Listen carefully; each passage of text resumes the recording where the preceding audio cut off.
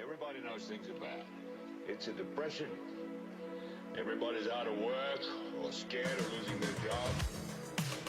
The dollar buys a nickel's worth. Banks are going bust. Shopkeepers keep a gun under the counter.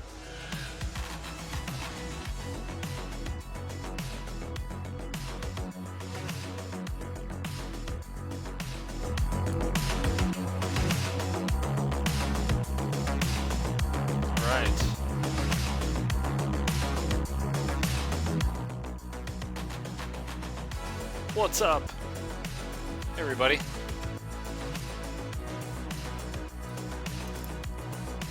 Sorry for the delay.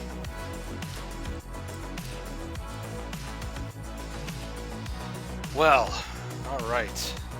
Is Twitch chat up there? Twitch chat's there. YouTube chat's there. Oh, hey. Oh, hello, everybody. Medtree, Jamal. What's up, Jamal? Emperor, Chris Morris, Jeepster. I got more entries than I thought I was going to get. Wow, I got new headphones and they feel really weird on my head. They're so noise cancelly that talking feels weird because I don't hear myself, I just hear vibrations throbbing in my ear. Am I coming through okay? Am I super quiet? Okay, that's interesting. Yeah, this microphone is pretty quiet. Let me...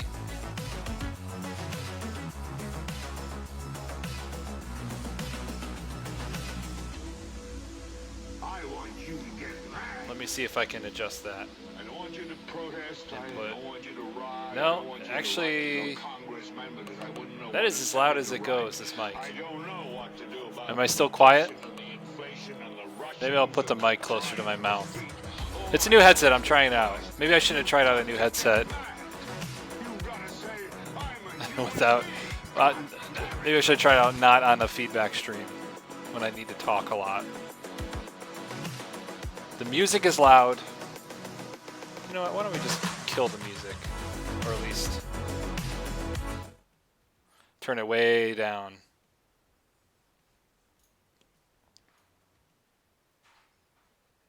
There we go. That did help. Yeah, I don't know. I'm not sure about this headset. I'm not sure about it. And actually, we have to deal with it because to switch to the other headset through OBS and all that, it's a whole thing I got to set up. and that would take probably 20 minutes. So hopefully this is good. Hopefully you guys can hear me okay. Do I sound better now? Closer to the mouse sounds good? I don't want to blow on the mic at all. That's not fun. Eckenhart, first time. Thank you. Thank you for coming by. Just I didn't get a chance to look at the submissions people sent until like at 9 o'clock when I should be starting. And then I was like, oh, there's more than I thought there was going to be. And then, yeah, so I needed to set that up. I wanted to organize it in a way that it would be very easy for me to kind of go down through the list. And I usually like to take my time on these things. So hopefully I can get to as many as I can. My voice sounds good? Okay, good. We don't need the music anyways. I mean, the music is gets me into trouble sometimes. Last week was weird. The music was all staticky and not. It wasn't coming through very clearly.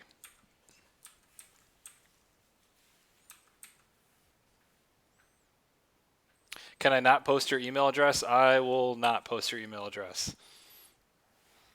But I got some good images here. Some really cool stuff.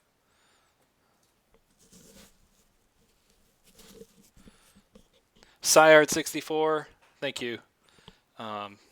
Yeah, hopefully it's coming in clear. And no staticky sound anymore. That wasn't cool. On YouTube it sounds awful. It sounds terrible.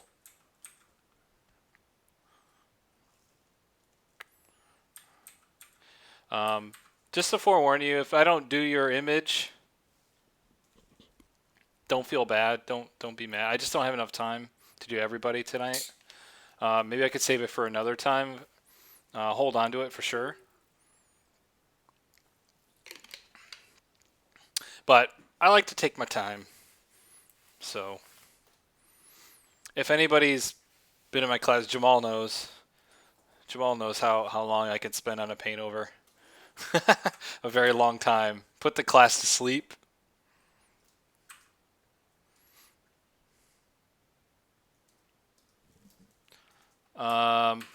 Which one should I start with?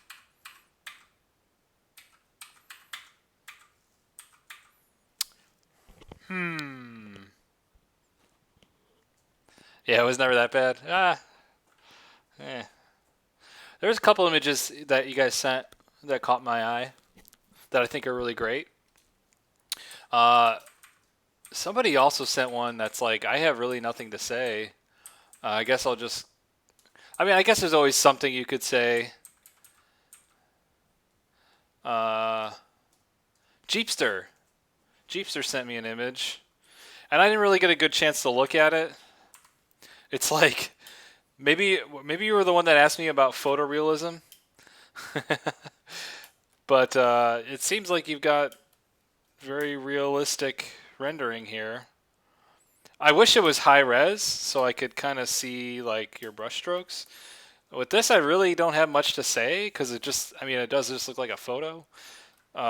If I had like the really high res version of it, I could like zoom in and see kind of your brush work and what's going on, and then we can get a nitty gritty. I mean, provided that you painted all this, I mean, I don't know. I have nothing to say. It looks like a photo. It looks like nature photography. It's like really tight. But you know, that's one where it's just like, I wish I had a high res. I've got really. Oh, it's a 3D render. That makes a lot of sense. Yeah, again, like maybe a higher res would be cool for me to see, because I would love to see it at a higher res, even still. But like as a 3D render, I mean, it's cool. I don't know what to say, man. Like it's like the composition works. Yeah, I don't know. I don't know what to say. Looks good. There's no like design. I mean, it is just a parrot, but like the thing that you have authored here, the thing that you've created is a sort of a composition. You have really nice. I'll just sketch over it a little bit, because that's really all I can talk about with this is just composition. Like you have a really nice kind of like Fibonacci circle going on here, or like the golden ratio kind of thing where it's like a swirl. But the thing I would say is like maybe you should have some overlap, but you did. You overlapped the bird's tail and you overlapped it around the sphere, which is great. You have the overlap, like if this branch was just left there, then there was no overlap. I would say you need overlap there, but you do with these foreground leaves. So I think compositionally it's working quite nicely, and I really don't have much to say about it. You don't know what to do with the background? I mean, having that, what is that called, where you just, the focus of the camera, having the background very blurry really heightens and sharpens your subject, the focal point here, which is the parrot. So, like, it's pretty good. Looks cool. I don't know where this, like, noisy, distorted, almost dissolved look came from. Maybe that's part of the rendering. And another thing that stuck out to me is that maybe with the lighting that you have on it, it's like lighting the like undersides of these feathers, and that looks a bit strange. I don't think they would light quite like that. Like there's these strands of light that are coming out. It almost looks like this parrot is glowing or is neon. That's the only thing. Like if it was lit more as a whole, like if it went from like from light to more shadow in this, like as like globally, rather than lighting the very undersides of every single feather. Especially when you get up in here, it looks strange. Because like the feather wouldn't have that much thickness that it would actually light the underside in that way. But that's it, man. It looks good.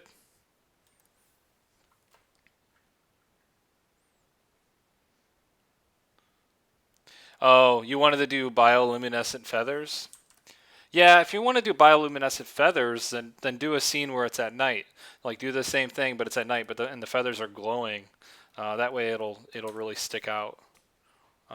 That idea will stick out, and maybe there's many other birds, and they're all kind of glowing. You know, something to think about.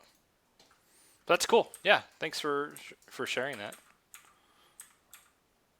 All right, let's go to this one. Whoops. This one's from Max Frorer. Frorer?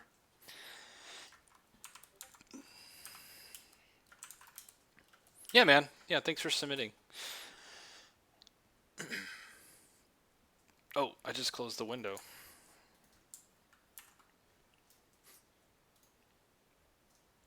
And actually, when I do these feedbacks, sometimes I like to cut out the different foreground, middle ground, and background. It just makes it easier for me to like kind of organize the scene compositionally. I like to like chop things up and move things around.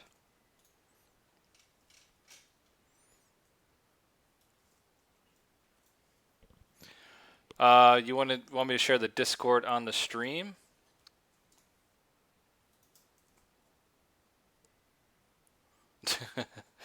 I didn't set up a link for the Discord on Twitch yet. In the YouTube stream,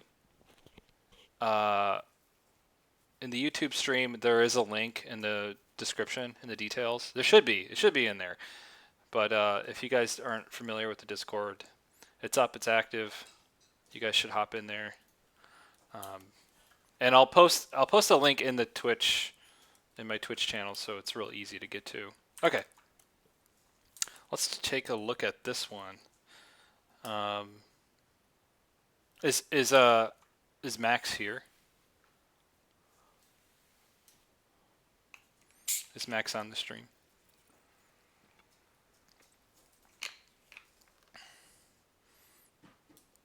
If not, that's cool. We'll still go.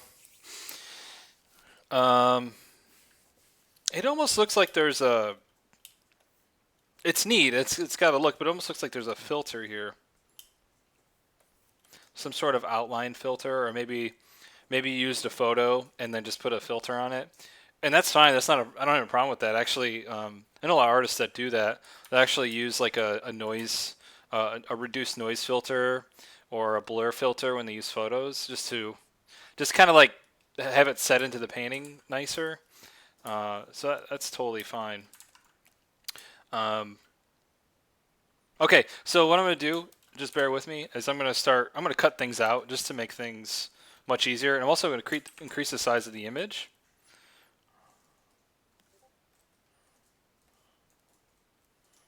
I'm just going to make it a little bit bigger just so it's easier to work with. I should have done this ahead of time, but you guys can watch the whole thing, the whole process. And usually when I'm cutting this stuff out, I'm also thinking about suggestions. And I'm not going to cut it out in the nicest way. I'm going to really roughly cut it out just so I can give you guys the idea of what I'm thinking. But yeah, really nice image, really cool like character and setting. I just think I think we need to refocus the composition a little bit and think about what the story is. Story is like really important. Story's going to inform like all of our decisions with a composition or an image. Since I don't really have like the full story here, I'm going to just guess as to what you were intending with this. It's like it kind of reminds me of BioShock Infinite a little bit, right? Like the city in the clouds sort of idea.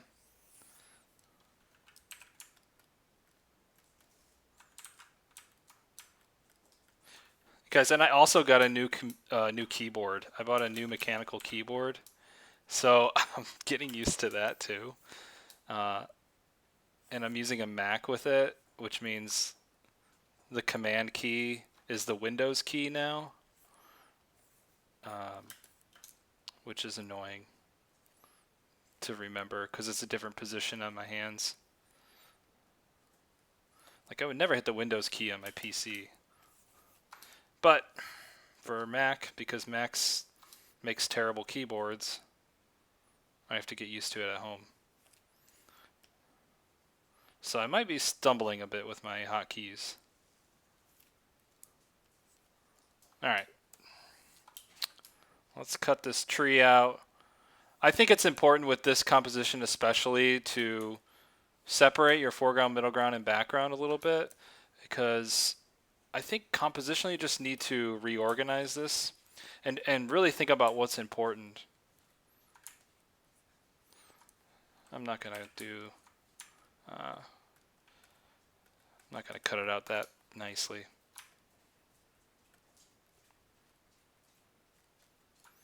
Alright. Let's copy that. And then we'll copy this really cool looking structure in the background, a castle that's being lit by well, if it's being lit at that angle, it would be like a late evening or early morning kind of situation, lighting situation. So, and I like this little gap that you cut out, and then you have the tracks leading in. So let's copy that out. And then the sky is just whatever, the sky, I'll just make a copy of that. All right, so what I would suggest, and here, this is kind of my thought, just looking at it, and I can really only talk about composition because I'm not sure what the story is. So the composition is, you've got several different items here. You've got this really cool looking castle. You've got this house. You've got this tree. The figure. Okay. And you've got this, but it's a smaller element in the painting. So what I'm seeing here is if we flip the image, and usually when you flip the image, a lot of kind of the issues show themselves. So what I'm seeing is that you've got like 1, 2, 3 elements, boom, boom, boom, right next to each other, and they're all left of. They're all well. In this, flipping it this way, they're all left of center. So what happens is the left side of the painting is really, really heavy, and the right side of the painting is really, really light. So what I would do is actually think about the story and what you think is more important, and actually reduce the size of the things that aren't important and increase the size and visibility graphically of the thing that is important in the scene. So we want our character to feel, if we want our character to feel small in a big world, we could take our character and reduce the size and put him a little bit more on a third, because we're always going to be thinking about the thirds, right?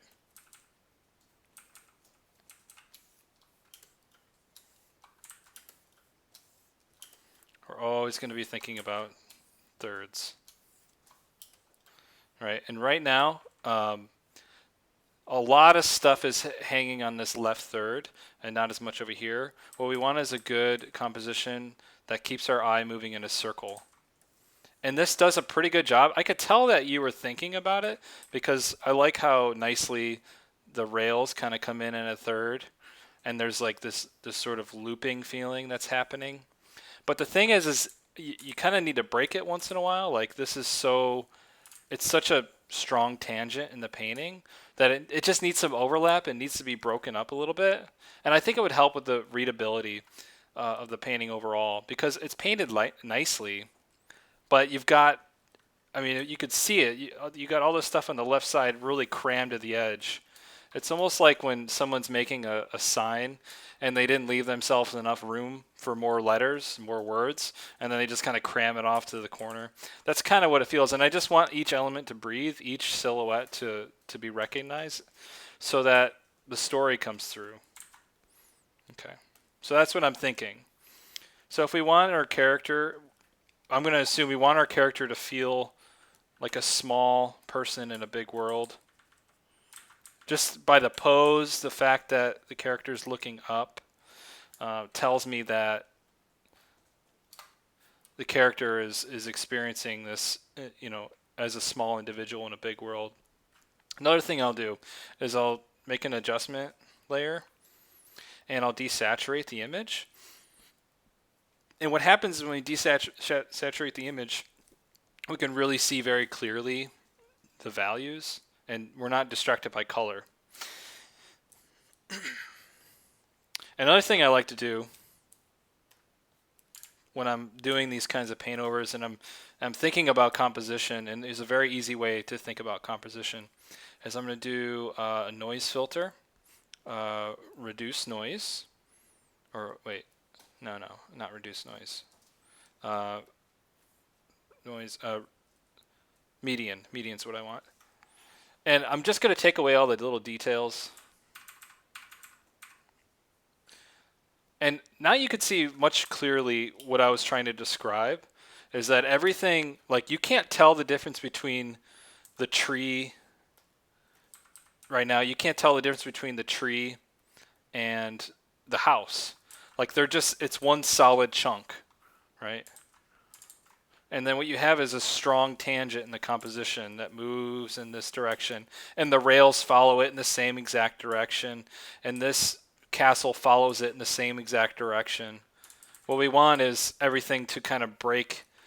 One shape breaks another shape, overlaps another shape, right? So to break it down to as simple as possible, this is what I'm saying. So we'll bring back the details, we'll bring back the colors, and we'll start to readjust the composition. Okay. So I like to start in the background. Now here we have a very bright, very saturated blue. What I would do is kind of tone it back a little bit. And what I'll do is I'll desaturate and darken just each layer a little bit, just so we stay away from pure white. I want to stay away from pure white. And we're just kind of easing back the values, easing back the colors just a little bit. Maybe even darken this foreground just a tad.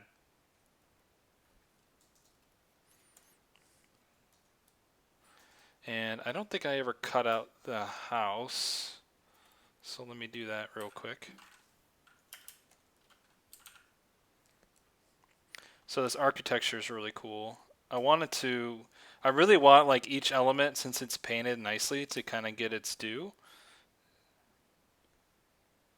That's really why I'm doing all this. It's like each of the, like the house, the castle, the tree, it's just like, it's a lot to take in at once.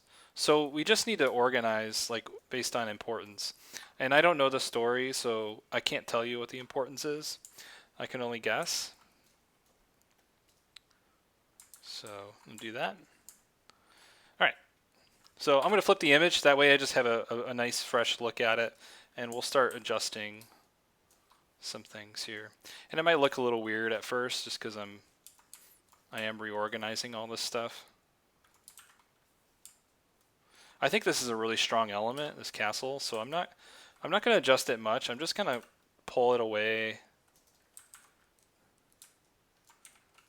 from the house, and we'll just we'll lock the layer and then just kind of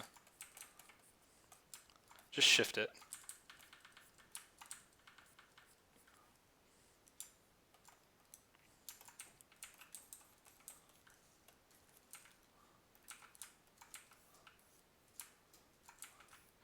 You know, and I like this atmospheric color that you have, this kind of cerulean blue.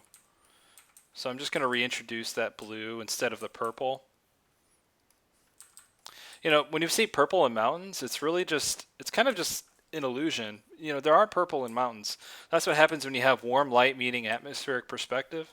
And where they meet, it has that little tinge of purple because that warm light is reflecting back down on the cool atmospheric areas of the mountain.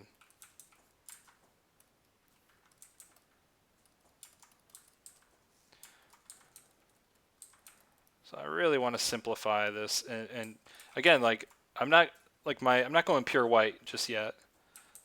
It's pretty close, but I think like bringing in more warmth, because it's sunset, the temperature of the light is going to be much warmer. Right, so, okay. Let's paint in the sky. So I'm going to go deep blue. So if you've ever been like at a point where the sun is setting and you look at the sun and the sun is bright and it's really orange, the clouds are really orange, but then if you look back the opposite direction, if you look towards the east, the sky is actually darkened quite a bit. Because the sun's setting, because there's no light hitting it. Night is coming, right? So that's why like these kinds of lighting situations are so magical, because it's the only time of day where the objects on the ground are actually brighter than the sky. Because if you look back, you know, the sky is getting darker because it's turning into night. And this is a point where I would maybe look at some reference. And then the objects are getting hit by really strong warm light. And I like to work on the sky early because I like to have the moments of quiet in the composition. So this would be a moment of quiet. So now you can see the difference. Like you really, now this castle is really getting its due.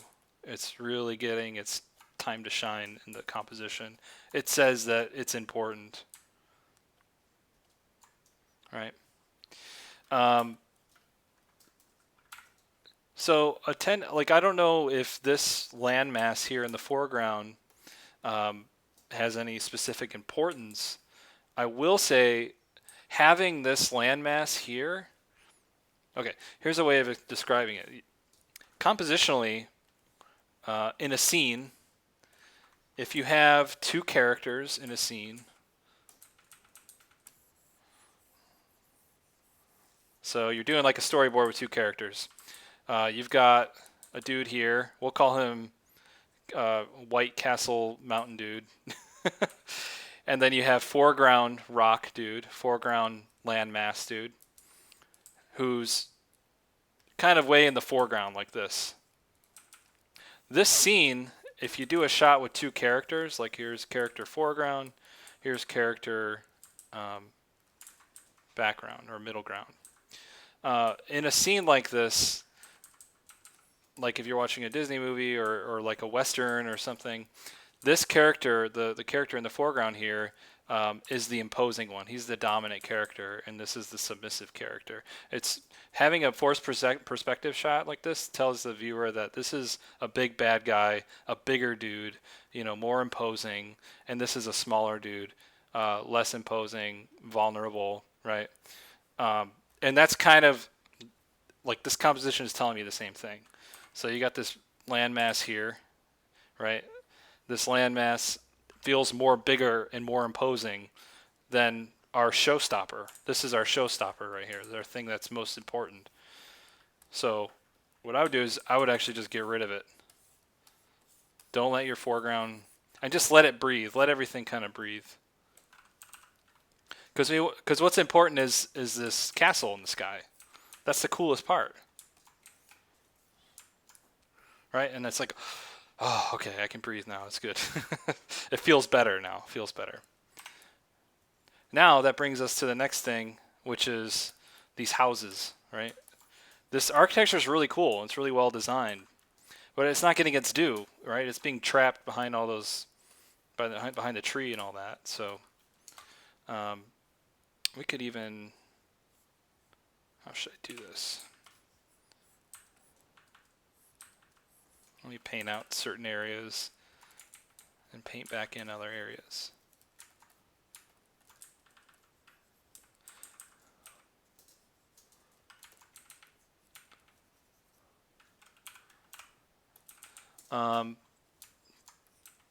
Is this making sense? I know you guys seem a little quiet right now. Hopefully it makes sense.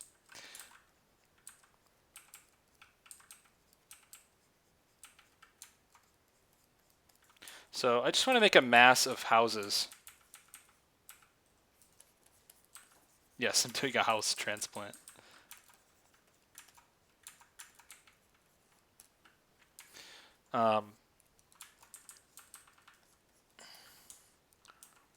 Now, I don't know if I want, like... Well, actually, that's fine. I can have this house face the same way. I was saying I'm not sure if I want everything kind of facing the same way. But I guess that's not a big deal. So now I've shifted this house kind of more on the right side because the right side is pretty lacking right now. There's not much going on over there, and I want to make it balanced with all the really cool interest that's happening on the other side, on the left side of the painting right now.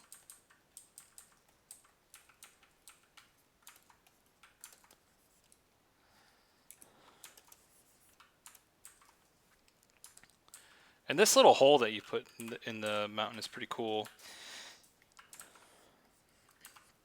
I'm not sure, like, perspective-wise, it makes sense. Like, the idea of it's cool, but I'm not sure if it would really be visible in that way. I don't know. It's something to think about. We can come back to that. So I'm just going to keep copying this house over and over.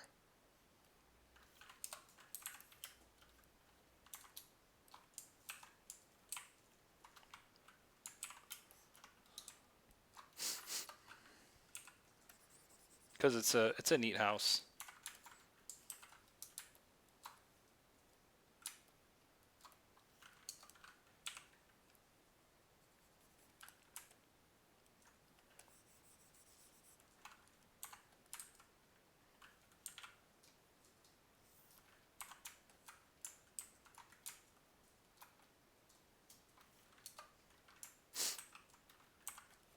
And we can hide that.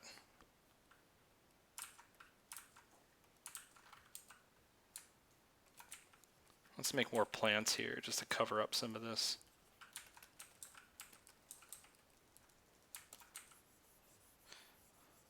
And we'll get to the lighting here.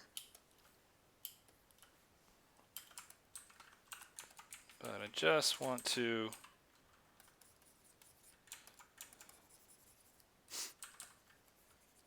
get some of this working nicely.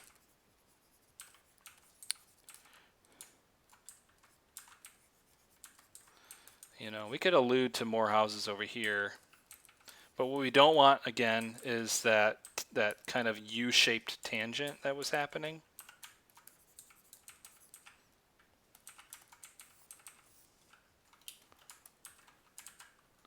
So I'm not going to worry about like detailing or any of that. Just house shapes, blah, blah, blah. Just blobby house shapes. You know, as long as it's kind of the same color as these other houses, even if it's painted in super roughly, it doesn't matter. It's just suggesting more houses. Maybe some atmosphere.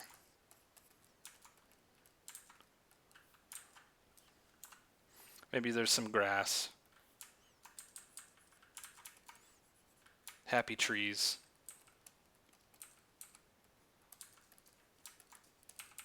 In fact, like the less detail, the better, honestly. All right. Let's collapse the house. Let's add some atmospheric perspective just to kind of set it back a little bit. All right.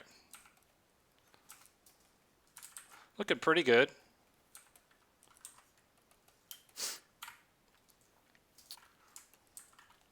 Let me paint out this character so it doesn't look weird.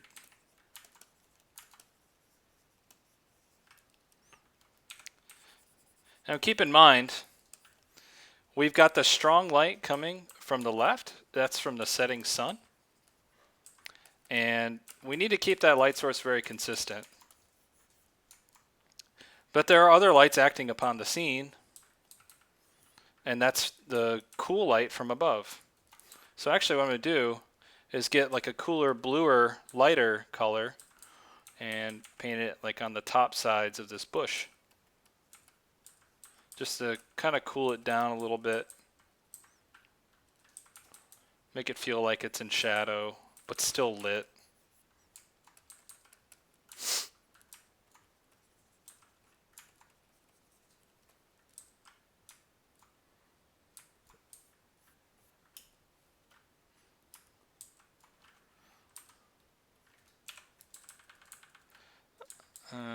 I'm not going to cut out every little gap here, but I kind of want to do it a little bit.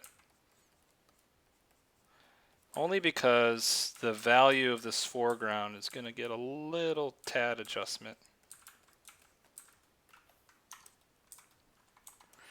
And I'm sorry, Max. I just start butchering images. But it's really just to kind of prove a point. It doesn't mean you have to do literally exactly this, or this is the only way to do it.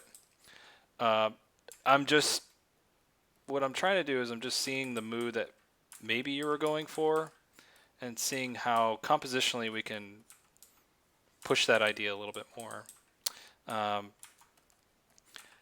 You know, shapes and composition, you know, the human eye is really sensitive to that stuff. So I want to make sure that it's telling the right story. All right.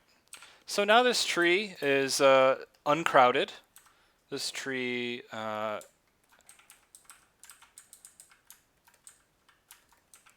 you know, it's able to shine. It's able to show that it's important. It's a happy tree that can show how impressively large and pretty and detailed it is.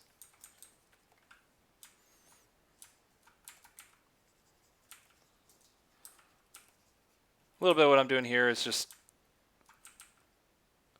getting the lighting consistent, because we're going to have the strong light coming from the left side.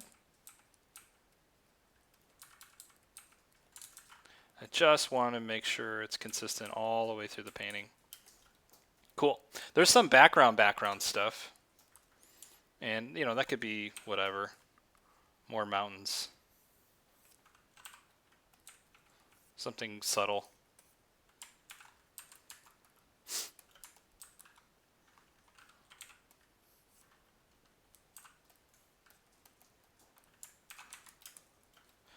All right.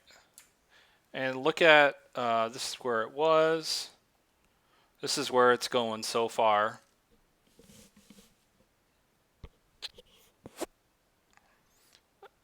So I think the focus is now more about this structure. And maybe I could put it a little bit more right there. But yeah, I think the focus is now back onto the structure. The structure is, this castle in the background is really cool and really important. It's our showstopper, right? It's got to look really cool. So let me look at the original image and see what's going on. Okay, so it looks like a bird with its wings spread. So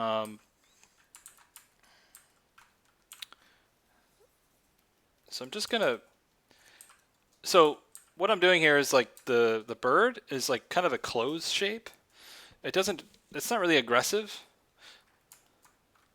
So just a small design tidbit is that if the bird is more at a diagonal, a stronger, more stable kind of shape, it feels more powerful and intimidating.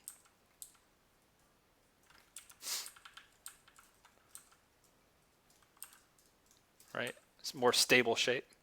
And also, it's cool, so let's make it bigger. That's kind of how it goes. If it's cool, just make it bigger.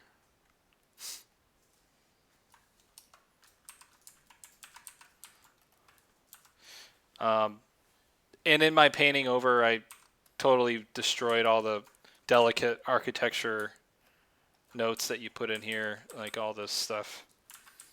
I'm not going to really spend time on that. I would just say stay away from pure white as much as you can up until like the very end of the painting. And don't forget, like, there's going to be shadows on some of this stuff.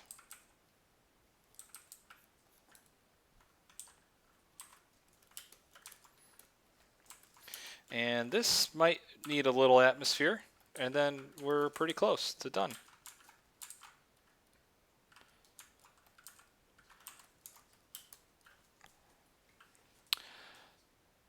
How do you know what colors to pick? Painting outside a lot.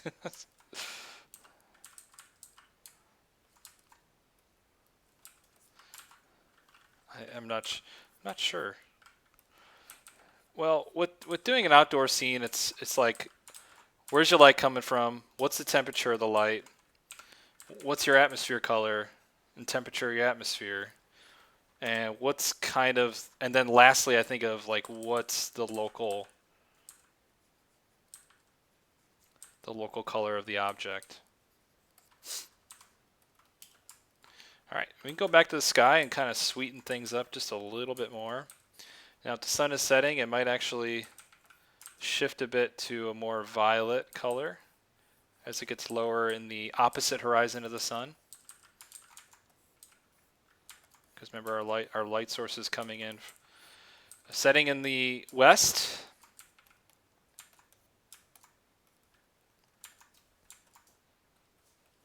And the darker we make the sky behind the bird, the more important it's going to feel. And I didn't have to go to pure white to really make that statement. I just darkened the sky behind it.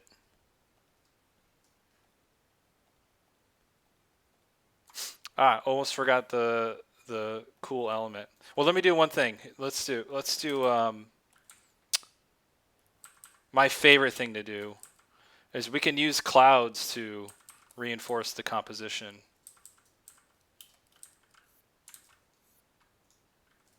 So we can use swoopy, fun-looking clouds to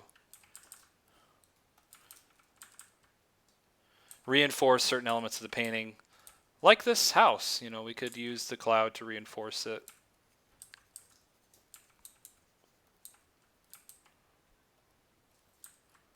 could put a cloud behind the mountain to reinforce that.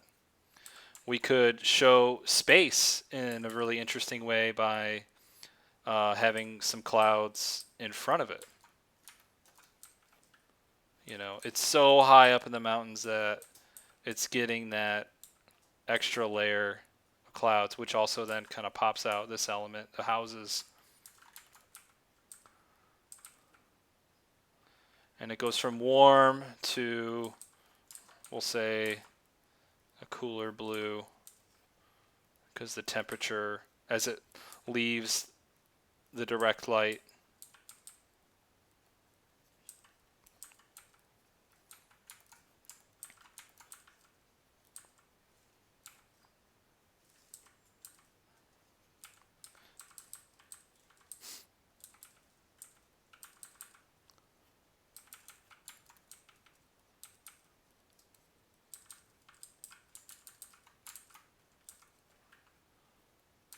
I think he had some cloud. Yeah, he had some clouds in there. But the clouds are, you know, just, it's very minimal.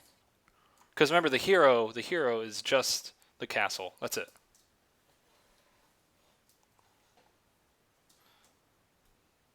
Zach, hello.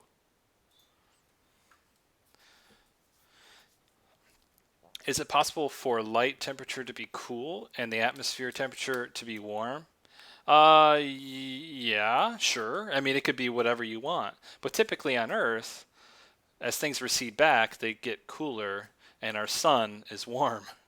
So if we lived on like Mars maybe, and the atmosphere is warm, and we had a white blue light sun, like a massive star, then sure, yeah, that's how it would be. I mean, the parameters. I mean, these rules are based on the parameters of the world we live in. So, yeah,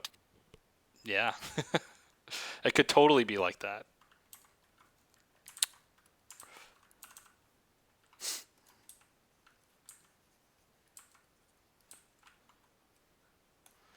All right.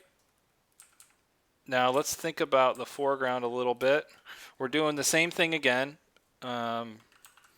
as the composition was as a whole. We've got the staircase here, which is cool. Like, the staircase is totally cool. Like, we can make an awesome staircase. It's just that it feels crammed up against this, because we have that shape and we have this shape and we have this shape. And again, they're all like kind of sandwiched in that right third. It's just 1, 2, 3 somewhat evenly sized shapes.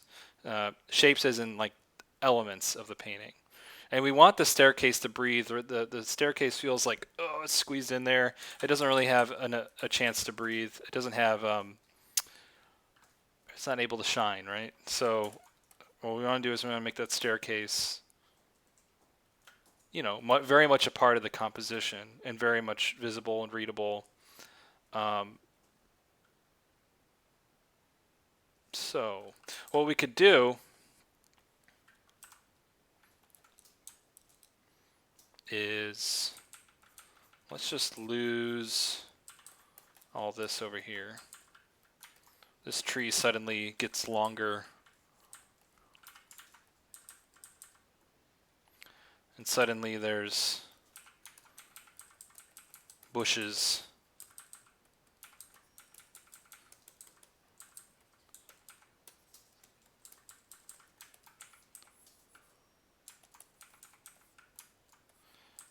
See, you have a nice cool ground right here. That's working really well.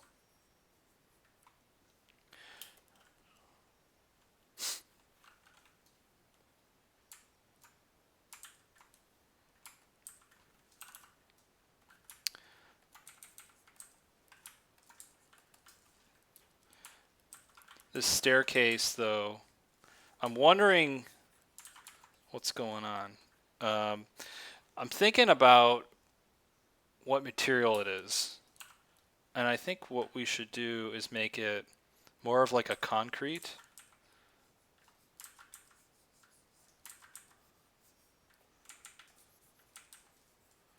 So the concrete in shadow is going to shift a little cooler.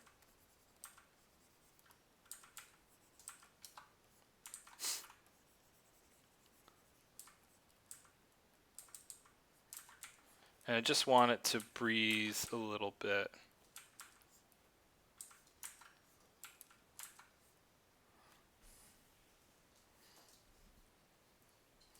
Hey.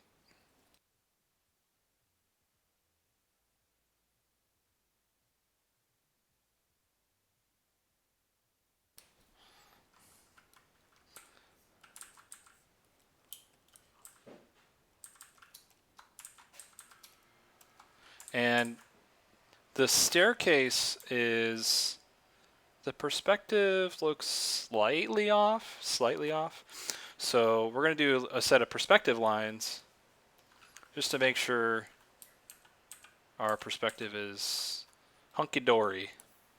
First thing you want to do is find the horizon line, which would probably be about yay. And then where the angle that the staircase is positioned, kind of facing towards us. So we'll go here. We'll kind of guess it. So that's the perspective lines I'm going to follow.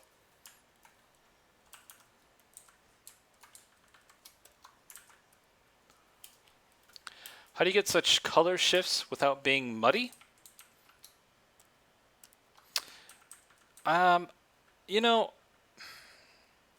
that's a whole, I mean, I could talk hours and hours and hours about that particular thing. I think muddy, when people are referring to muddy, and as I referred to, like when I was, I always referred to muddy as like a negative. I think that muddy is not bad, because muddy is saying that there's areas of your color or your painting where two colors kind of run together into a gray. And I think there's a lot of that in nature. So muddy itself isn't bad. As long as you have those areas of clear, warm, and cool temperature, I don't think muddy is something you should be afraid of doing. Because of simultaneous contrast and sort of how that works, muddy is desaturated colors, muddy colors, gray colors. They're actually your friend, and they're really important to have in a scene. It just needs to be balanced with more saturated color. So I'm basically working with gray here, but because everything around this gray is warm, it feels very cool.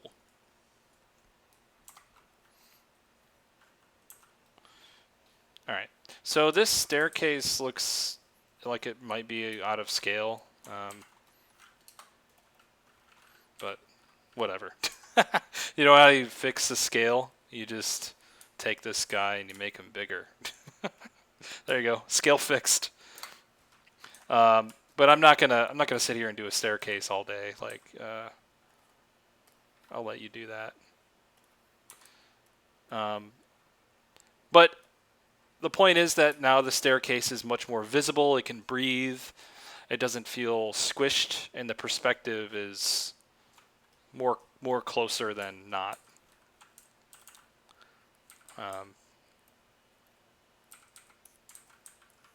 But yeah, really cool image. Really good job.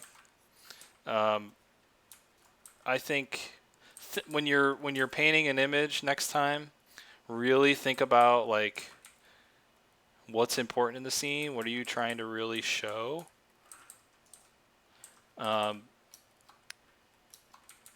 And just make sure the things that you're trying to show are very clear and very evident.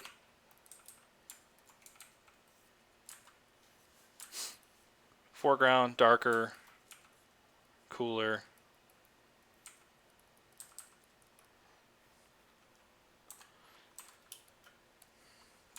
In fact, I like the way this castle thing looks so much that I would even consider cropping it in a little bit.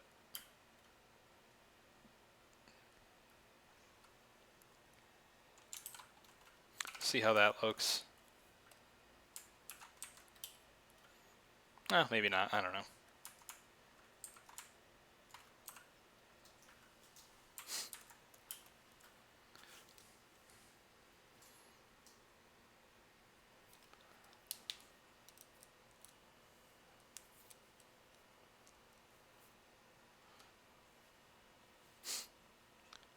The light hitting the staircase should be yellower.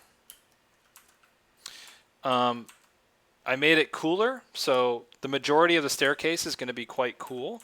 And then there might be some dappled lighting. I just put little hits of light, which are very, very warm, lighter color, about right there. And then it could be even deeper and warmer as the as we hit the bottom of where the light is hitting the staircase. It's not fully lit because there's trees, right, in this environment. There's lots of shadow areas. Our light source is actually quite low in the scene. So I want to show that in how the light is interacting with the foreground. So light might be hitting the front side of this fence, creating a glow like that, right? We could even warm up a lot more the light hitting the houses.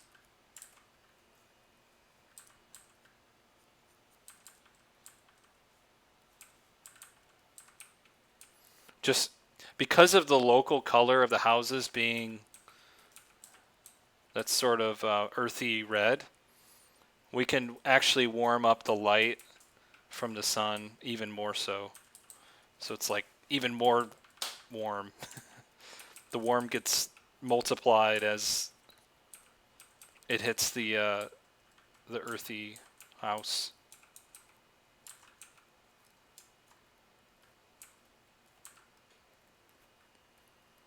But yeah, cool image. Here, I'll take it back to where we started.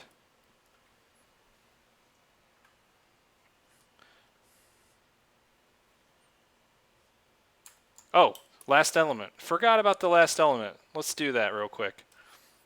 The rail thing is so cool. I want to make sure that like we see how cool it is. So what we could do is we could take it and follow this tangent. But maybe it gets a little crowded with all this stuff here. Maybe we could do it the same way that it was previously, like this. I actually don't mind that as much.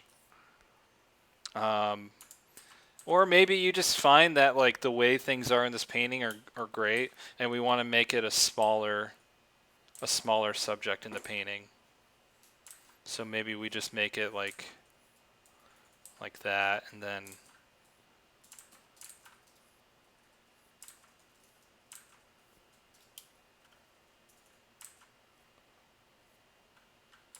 you know what, I should make a let's make a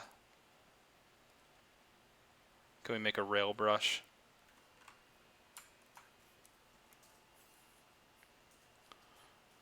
Let's define define brush preset. I don't know why I couldn't find that. Okay.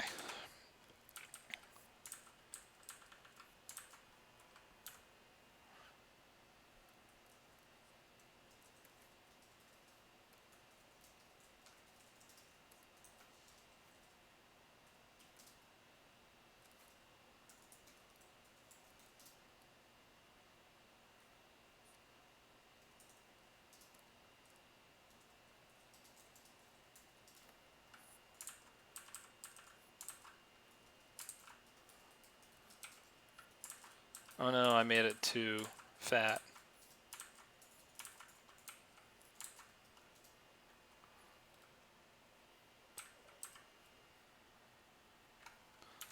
Or we could actually adjust it.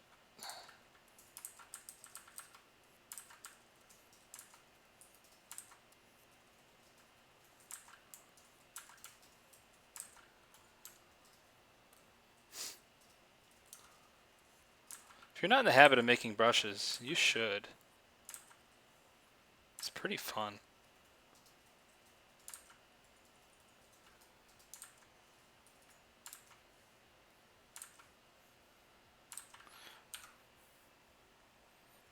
Let's actually put it on initial direction. I think that's what I need. Yeah, that's what I need.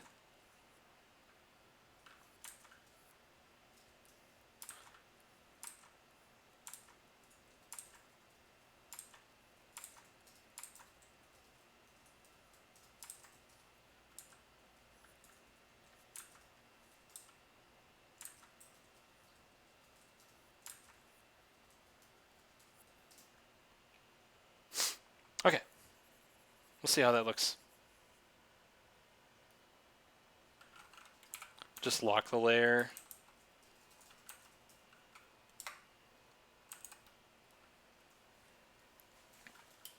Can I do a value check again? Sure, yeah.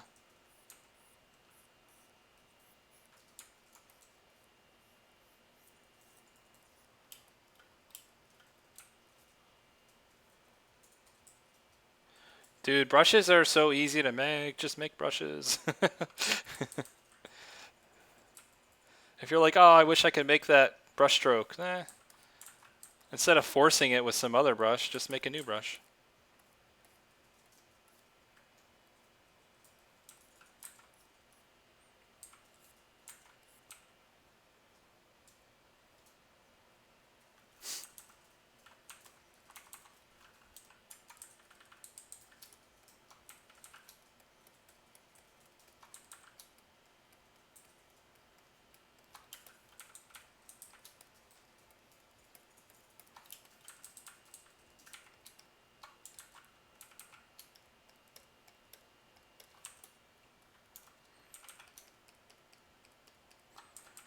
Whenever I put like a new element down, I always do it too much and then bring it back.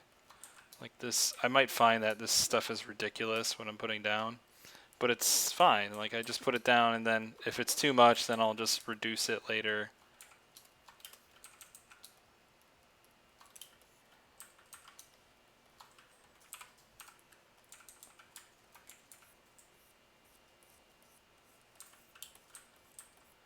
It's Photoshop, man. You can just play around. Now it looks like a fun roller coaster amusement park.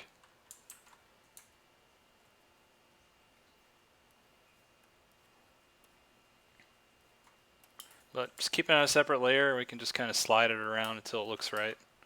Oh, I forgot my silly dots. There we go. All right. So I've just decided to make the rails stuff a little bit of a smaller part of the story. And whatever, maybe we could build a composition where the rail is like the main focus. Or maybe we can make a composition where the houses are the main focus. I really only picked the castle as the main focus because to me it was the most interesting element. If that makes sense. Alright, let's do a value check. Let's see where we're at. Let's use the filter again. So here you can see the original with the black and white and reducing of all the details, and then where mine is. So you should, at this view with the noise filter on and with the black and white on, you should be able to see very clearly each element. We should be able to see the house, the tree, the stairs, the rail, and the castle. Right? But here, I think we can see it a little bit more clear. We can see the stack of houses. We can see the tree very clearly. We can see a staircase very clearly. We can see the rail. Rail I made probably the least of importance in this scene, but it's there. Its silhouette is represented a little bit. But what's most important is, the readability of this castle, because that is our showstopper. That is the main thing in the scene. And of course our figure now is pretty It's not. I mean, this is pretty good too.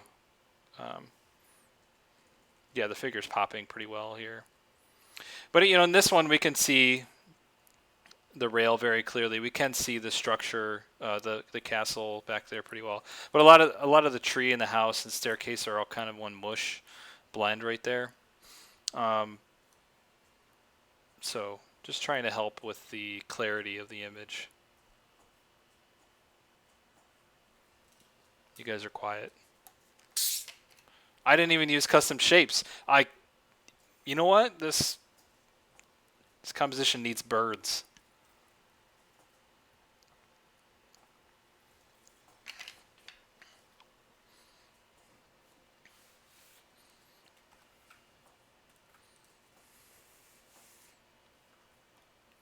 Needs birds.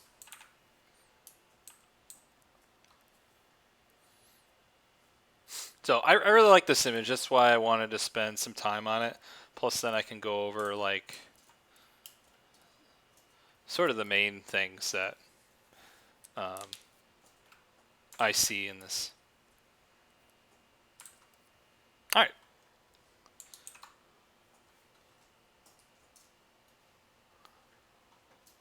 Let's save that one out and get another one going.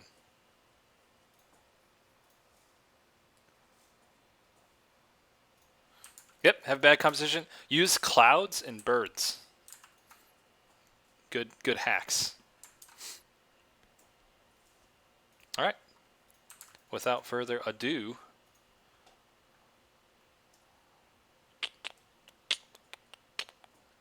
let me actually save it. Never mind. All right, who's next?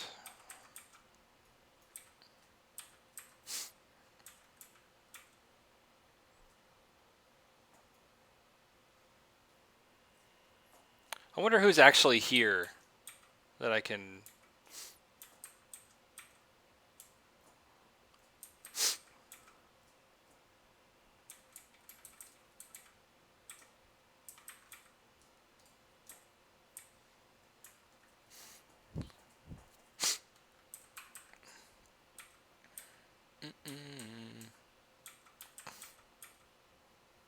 Here, while we're on the subject of environments, let's do this one.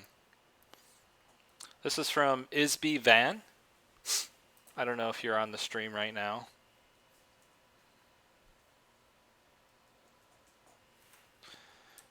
Schmaze, hello.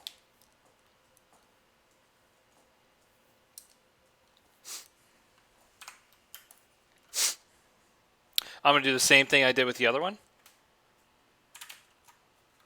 Let's increase the size a little bit. And excuse me while I cut some things out.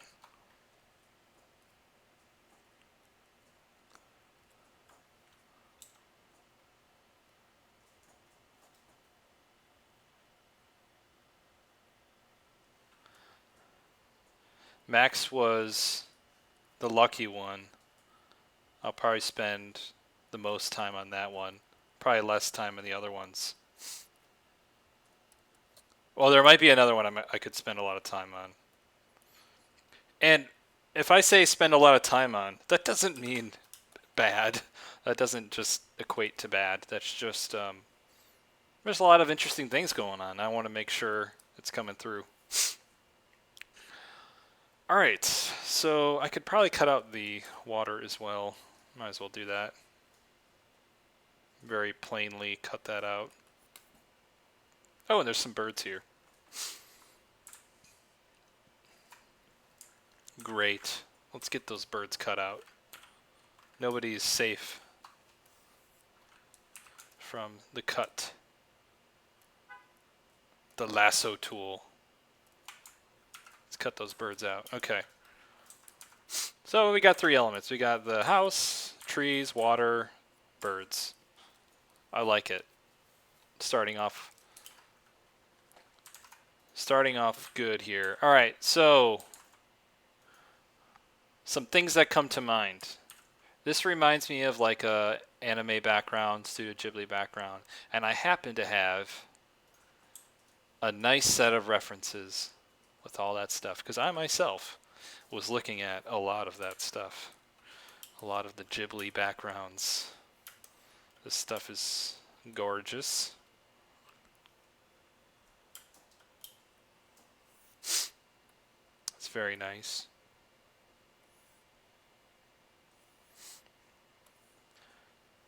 I love like the way they handle trees and create focus in the painting. So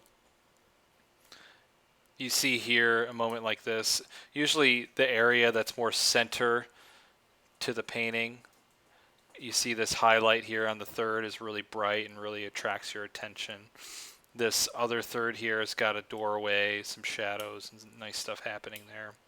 But the edges of the painting is very loose, very painterly, almost mush. And then as you get more towards the center of the painting, they add a lot more fine detail there. So something to keep in mind for what we're doing now with this paint over. I wonder if I have any other good reference for... No, I don't have anything river-like.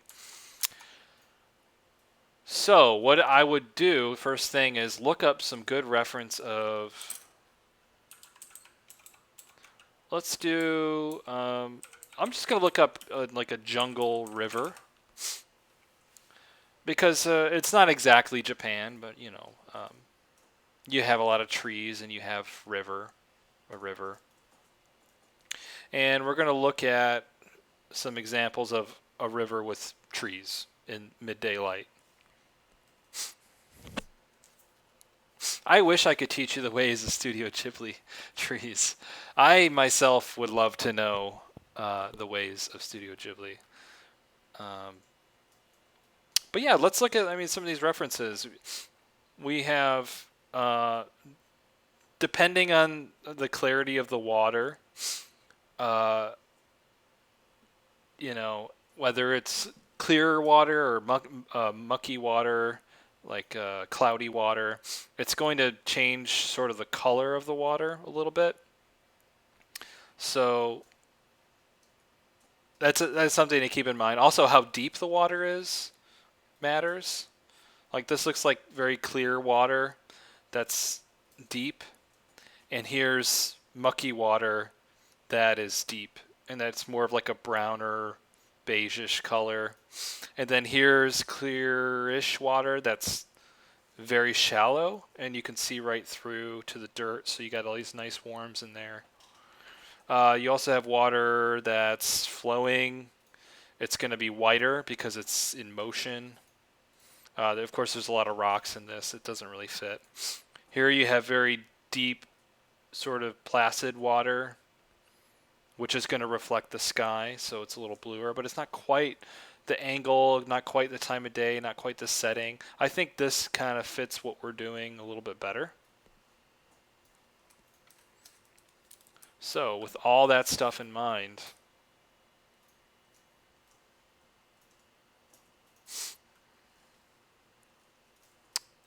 no, I will not download.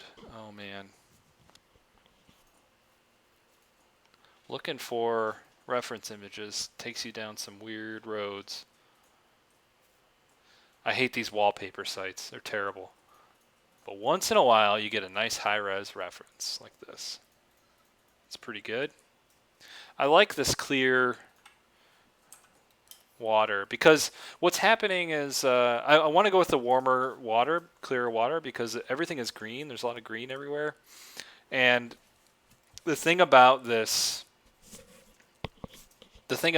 painting in particular is just everything is kind of going down to like a V shape. And I want the painting to recede, because what's happening right now is our eye is not able to recede back into the image. Right? We're just kind of getting stopped right here. And I want to be able to, my eye to move across the image and see, kind of leave a little bit of mystery or something interesting that's going on back there. Okay. So let's start with the house. And I'm going to just kind of increase the contrast and darken it up a little bit. and maybe even shift it warmer.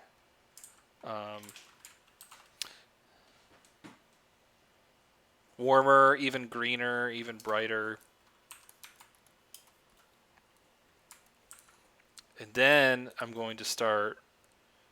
I always like to start with the background.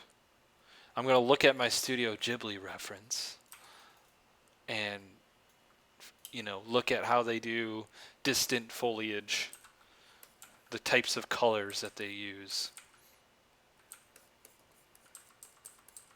I want some overlap visually with my hut.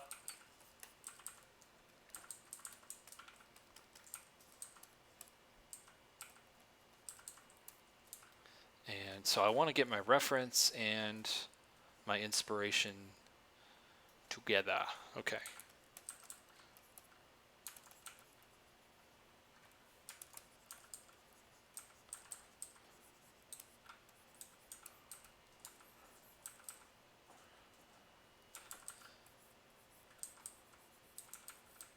Like I said, I like the warm, kind of shallow water. And because of the Fresnel effect, as the water recedes back, it also gets a bit more reflective. So as the water recedes back, it becomes more like a mirror just because of the angle that we're viewing the water. But as the water gets closer to us, we're able to see through the water a little bit more. That's why we're going to see some of the warmer, richer colors that are in there.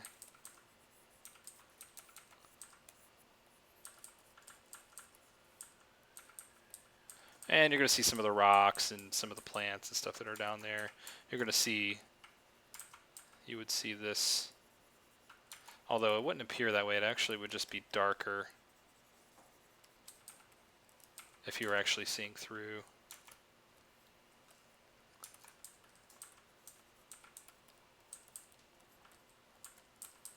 Yep, so never thought of using brown. Well, in a creek down below, it's dirt. Unless some sort of algae is growing down there. And since we're high up a little bit in the scene, we're able to see down into the water.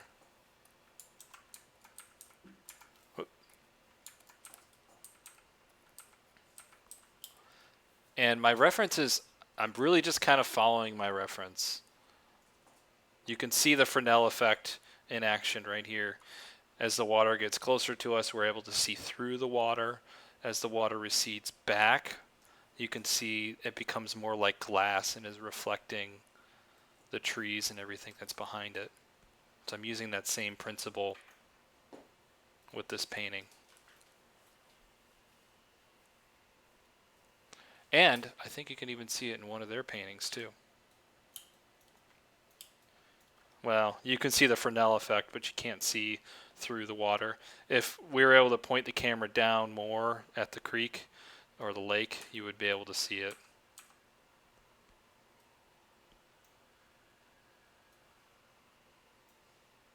Just little things you pick up when you paint outside, or just being cognizant of your reference that you're using.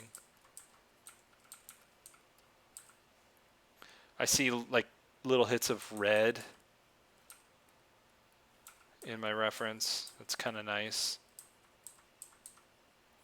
Don't want to overdo it.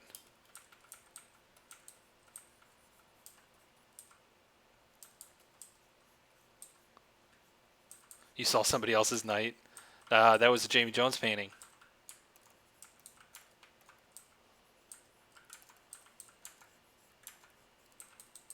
And as we recede back into in the forest under the canopy, things will darken up quite a bit. I don't have a really good reference for that, but it also becomes more like glass, more reflective, so maybe like a cooler, lighter light as it recedes back. It's very cool and blue in there. Maybe not that blue. There we go.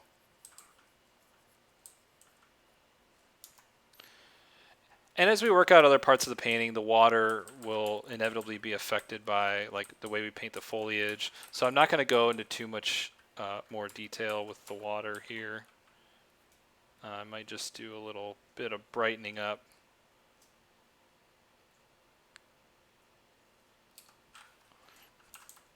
And the little touch that makes it really feel like water, I'll just do it on a separate layer, is just those areas of like intense specularity. It kind of, like when you do water like this, it doesn't look like water until you put that stuff in there. It's kind of funny how that works. But for the sake of instant gratification, I'll just put that in there right now.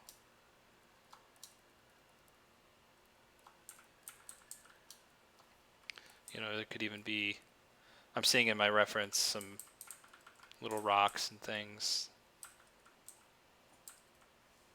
We could show rocks receding back. It's kind of, that would help us show scale in the painting.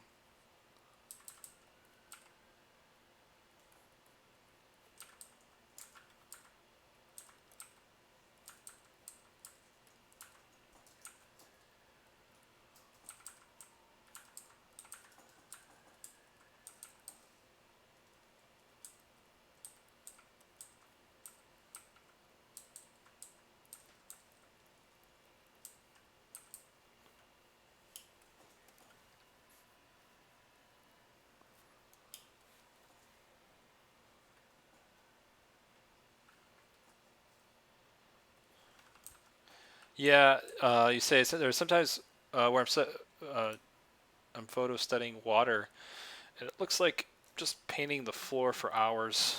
Yeah. Um, yeah, and you might do that. You know, you might need to. Um, I don't know. Like I kind of I have a feeling where like if I'm painting a thing too long and it's kind of losing something, that's not good. Uh, and I'll paint and repaint things over and over and over and over if they're not looking right. Like in my Zelda piece, the creek in there, I repainted that foreground creek probably like 5 times doing the painting. It's not in the video because I stopped the video. I was frustrated with it. But I had the same kind of Fresnel effect in that. And that's really when I was kind of learning uh, this idea of painting water as reflective but also transparent.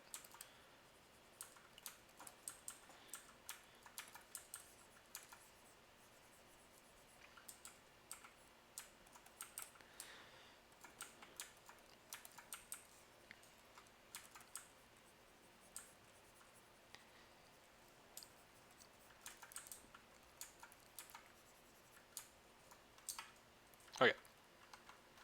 I don't want to do too much more in this water stuff. That's kind of something I would do again towards the end. Let's go back to the foliage. So really nice like painting of the individual leaves and using like a leaf brush. But something to keep in mind when you're painting mass amounts of foliage is you've got a lot of very, I'll say like very evenly sized and spaced clumps. You know, with nature, everything should be random and things should recede back into space because we're dealing with great spaces here, really big spaces. So we don't want this thing of like having every foliage clump looking like that, look like, you know, oblong grapes. And even here it looks like, you know, that's the same size and shape, that's the same size and shape, you know, over and over. we want our clumps to be like a mass shape and then a smaller shape and an even smaller shape. We want things divided up like that because that's kind of how nature is. One tree is bigger than the other, another tree is smaller. Things are not growing evenly. It's wild, right? Everything's wild. So what we'll do is just bring those clumps together as one clump, right? It already feels kind of natural now, a little bit more wild. And looking at my reference, I'm seeing the same thing. If you kind of look at the reference and you blur your eyes and just kind of see like, okay, that's a massive shape, that's a smaller one, and then these are tinier shapes. So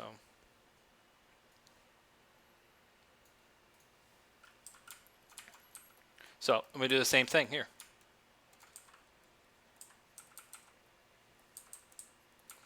And like I said, with looking at the Ghibli paintings, like they leave a lot of the stuff on the sides, the paintings on the sides, to be really loose.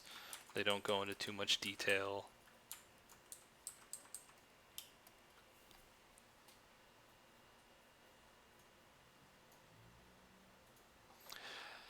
It's easier mind to know that everyone goes through trial and error moments. Yeah, man, like, yeah. A lot of artists I know, they don't always just get it the first time. When you're looking at someone's portfolio or there's stuff on ArtStation, you're seeing the end result of hours of work. Like, you don't know what it took for them to get there. Like, they could have been struggling. They probably were.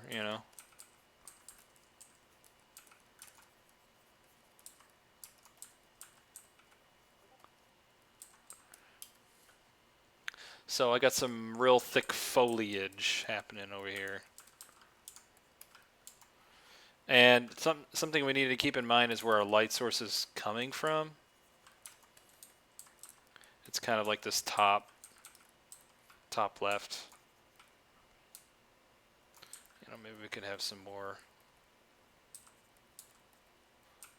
lit trees back here.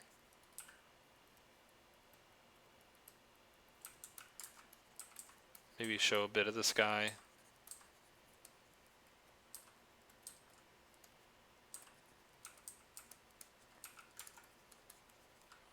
I know that wasn't in the original.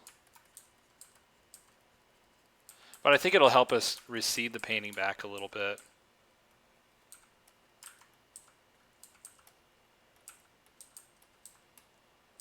And even the angle of those lights hitting, like this dappled light hitting the trees on the backside, are going to be moving at a diagonal angle towards the house. So everything is kind of compositionally leading our eye to eventually the house. Trying to remember to keep random, not have the clumps of foliage the same size. Also having them recede back in space. All things I'm keeping in mind when I'm thinking about like brush work. Let me look at Studio Ghibli, see if I can find an example.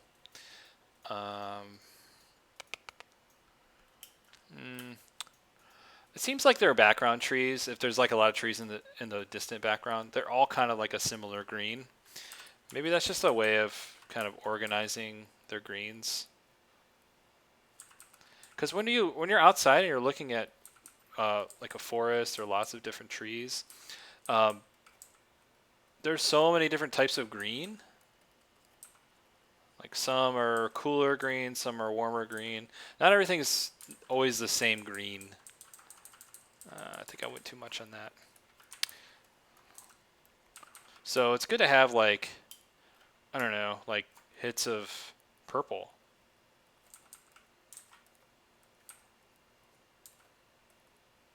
Or like a ultramarine blue. And then like a cerulean blue. Or, like green shifts in different ways. Maybe here at these bushes here, there's some flowers, some wildflowers. Don't go out of control with it. Just keep it kind of tame. But it shows that there's like hints of other things in there. It's not all the same green. You know, there's hits of white. You know, stuff like that.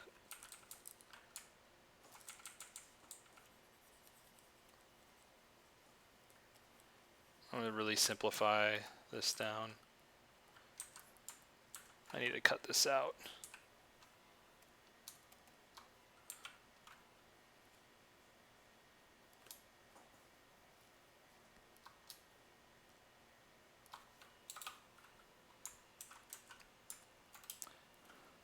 Oh, Jeepster, thanks. I didn't see that. The Fresnel effect explained in a graph.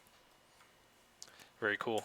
Yeah, when you're doing 3D, I think they even still call it the Fresnel effect on like ZBrush and stuff.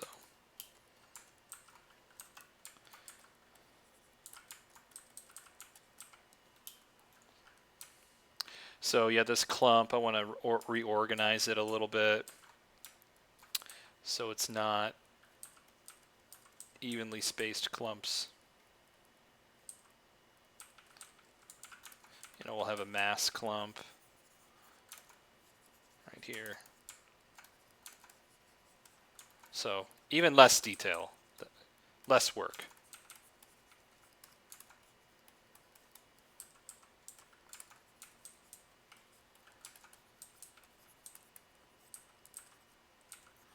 Now, I'm wondering about this.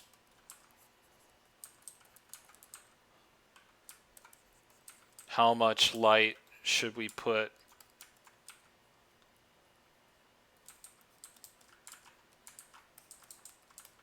How much light we should put on these closer trees here? Where we should put the light? You know, what best accentuates the house?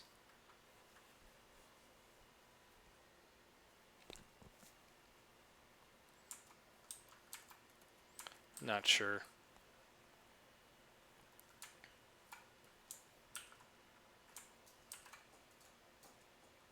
So another thing I'm noticing is the perspective is a little weird. Now that I'm starting to think about the house. Based on the perspective that you've got in this image, the horizon line should be like right here, basically. And I've got the river going off way above that. It feels nice, I think, having the river like that. But instead of changing the perspective of the house for the sake of this quick paint over, I'm just going to adjust the background to fit that.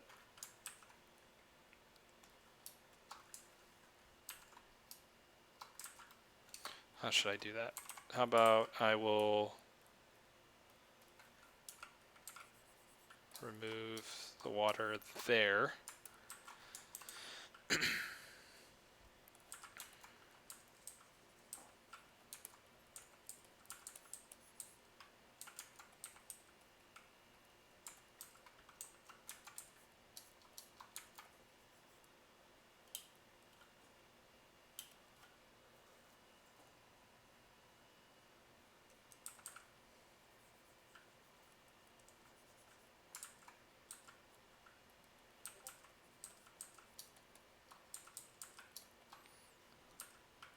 Am I getting sounds from the Discord?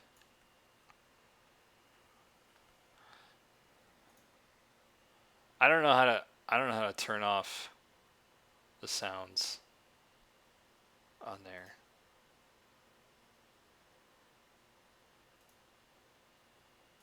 I guess I could just close it.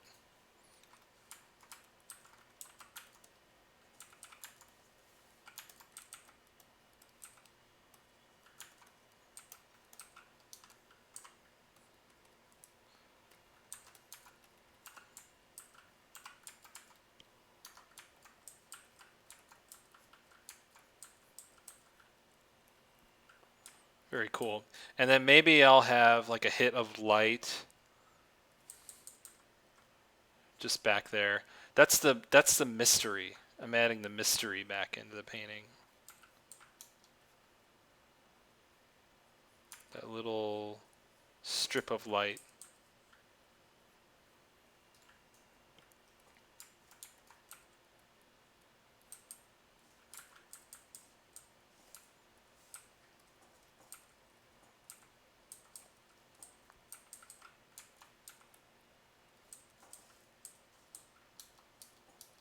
See, it's good to have your scene recede back, just to give the viewer's eye somewhere to rest, somewhere to look back into the scene, rather than like closing them off. Like, show them something nice to look at. I'm not going to get into the nitty-gritty of like painting foliage, unless that's something you guys really want to hear me talk about. I think that can get boring.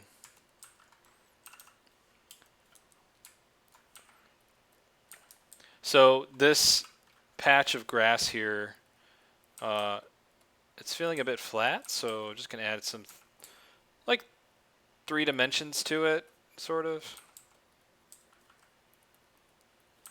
So it has a shadow. Like even the little clumps of grass, there's a bit of shadow.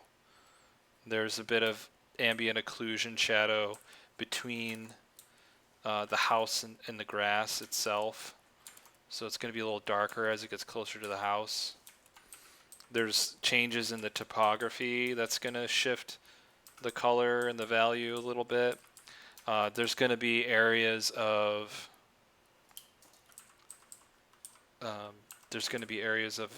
dirt, because it is on a hill, it's on a slope, so sometimes there's a little bit of runoff. Like not all the grass is going to grow super evenly. You're going to have bits of warmer grass that's kind of burned by the sun.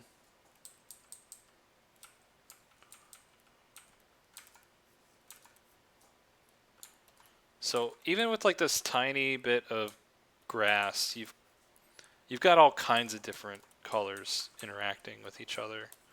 Warmer grass, cooler grass, the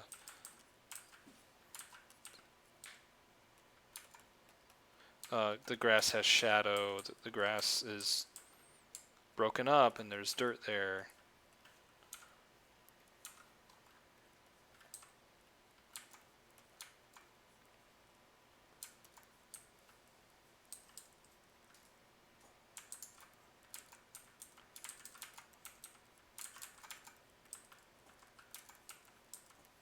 You know, the grass is overlapping. There's maybe there's some warm, or there's some overgrowth.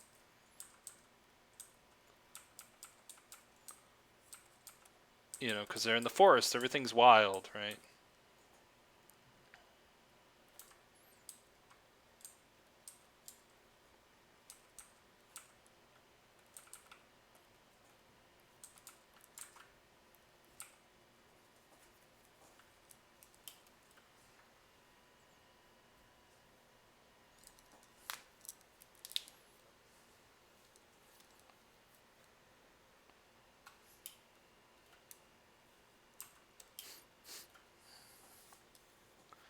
Oh, you're talking about the bell icon at the top? I didn't see that. I just closed it. I'm not looking at it. Anyways, so it doesn't matter.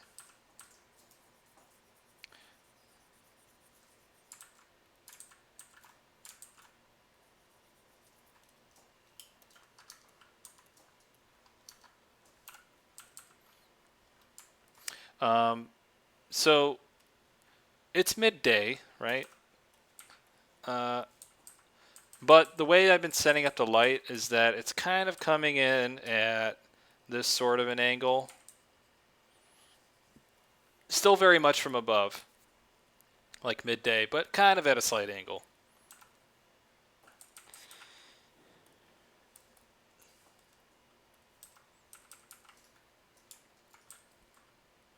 So there will be just a little bit of a shadow.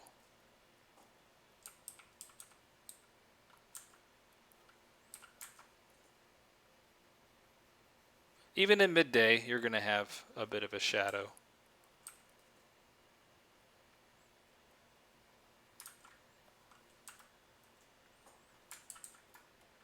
Let's put it above that layer, and that way we can do like an occlusion shadow.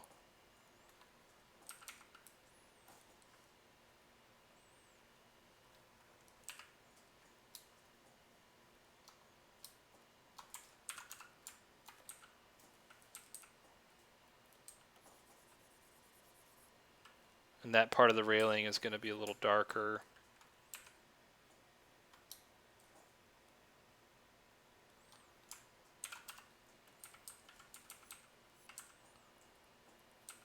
There's going to be some shadow kind of working its way against this railing as well, and occlusion shadows as well.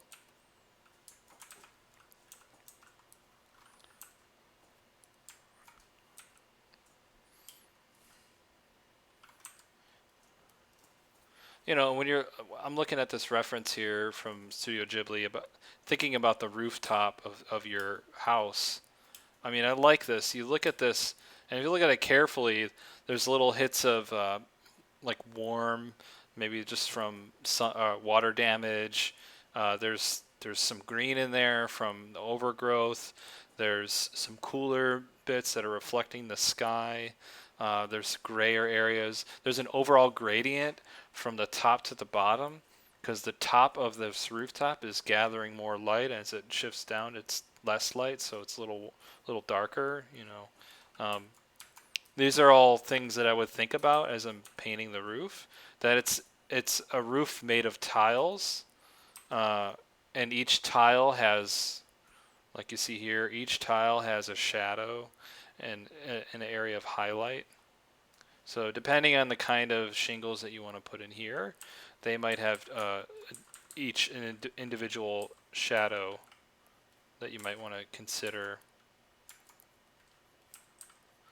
you know, like that sort of thing. And then you'll have some overgrowth on the rooftop, make it feel more wild. Maybe you'll have an area where it's water damaged, so little hits of that. And overall, it gathers more light up at the top, so there's a bit of a gradient where it's a little whiter, a little lighter up there. And then again, what the temperature of the light is, it's warmer, right? And then you're gonna, this is in shadow, so it's not receiving the sunlight, but it is receiving light from the sky a bit. Just as it starts to shift towards the forest, it then gets more, the light gets occluded even more, so it's not getting that cool light from above. It actually starts to fade a little darker. It may even shift greener.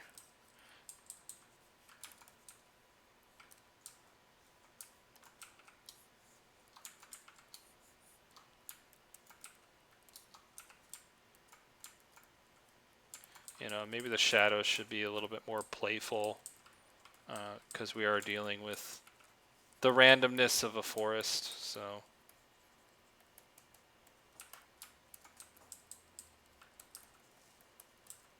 and as it moves farther away from the occluding shadows of the forest, it does shift a bit more on the cooler side. I mean, like the shadows from the forest, it starts to reflect more of the sky color, so it shifts a little cooler there. I hope that makes sense.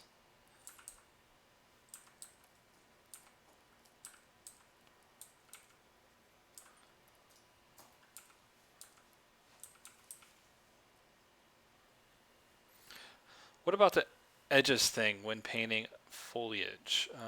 Should we try to mix soft and hard edges, or go softer as you move from foreground to background? Yeah, both of those statements are true. I think it's something you should think about. Like I said early on about the Studio Ghibli stuff, you can see even in this painting right here, we look at this small section, They want you to focus on the house. They want you to focus on the stuff that's closer to the foreground. So the leaves are painted out a little bit more delicately, but you see instantly as the foliage starts to shift over onto the rooftop, it's a lot less delicately painted. And then you look at the trees in the background, how real painterly it is, and just no care of detail at all. But as we get closer to the center of the painting again, where they want you to focus, there's a little bit more detail in the foliage. You can see that more evidently right here. Like, obviously these trees, if you were like to actually look at this in real life, these trees would be just as detailed as the trees over here, but they've decided to keep it a little bit softer, a little bit more painterly, more suggestive, and then the foliage here a little bit sharper because it's on a third, it's closer to the center of the painting, the area where they want you to focus.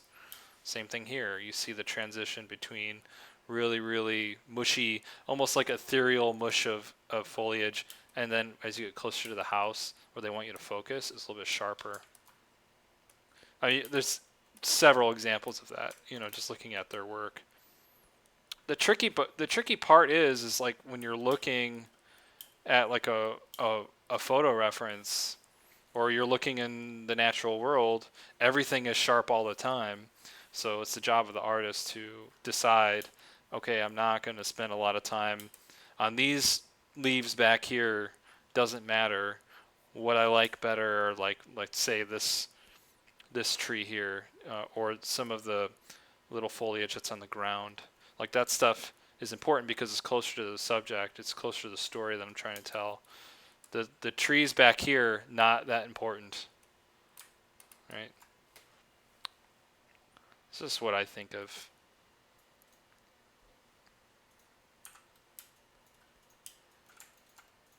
So, like, with this in particular, everything is kind of mush, and that's fine. What I could do is start drawing your focus back by adding in some detailed leaves. And I don't have to detail the whole thing out, like, just some. And you kind of feel it, like, instantly.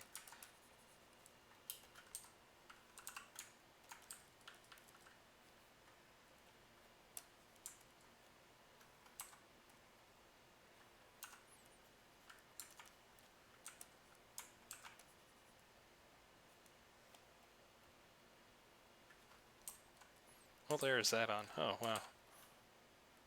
Whatever.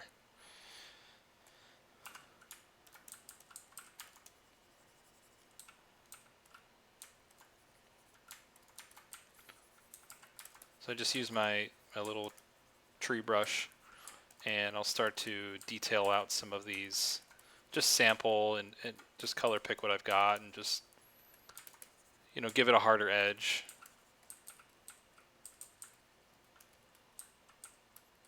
And it already kind of instantly makes everything kind of into focus. These leaves here, I'm okay with being sort of mushy.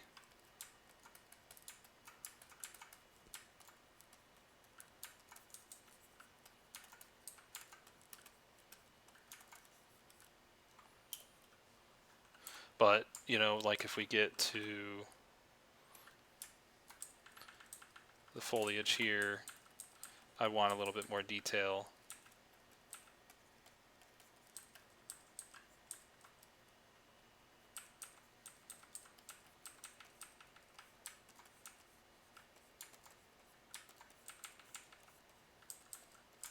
So it's a similar idea.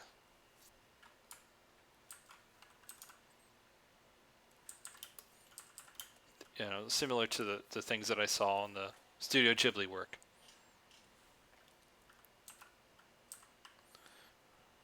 And the water, yeah, I could paint the water for hours and repaint it over and over again. So I'll just add some hits of specularity. And we got to get these ducks in here.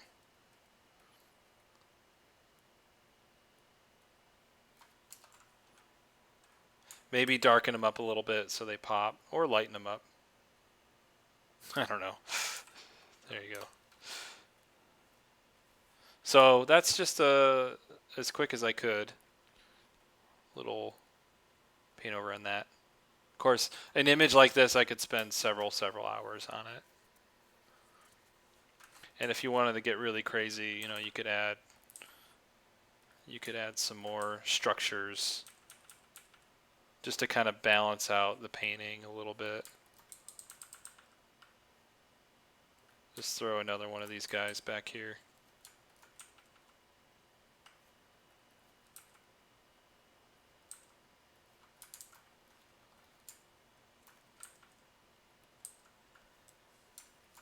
And then maybe allude to another one even farther back.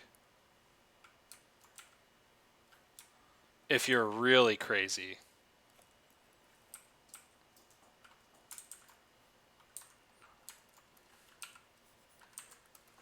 But cool image.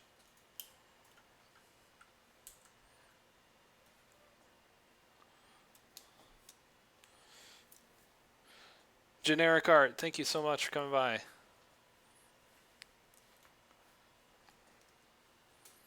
You get it now. I'm glad to hear that. So I hope that Isbey, I hope that works.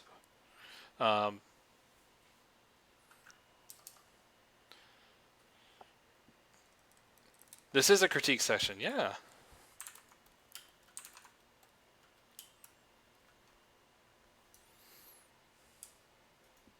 We just finished up with this one. And we're going to go on to another one.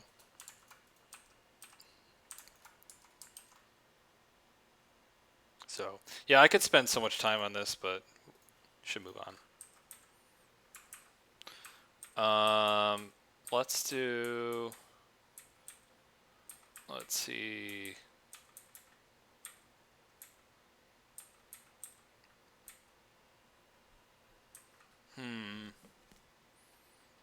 Ooh.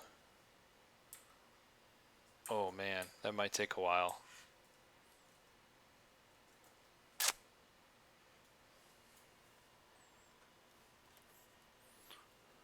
Victor Sales?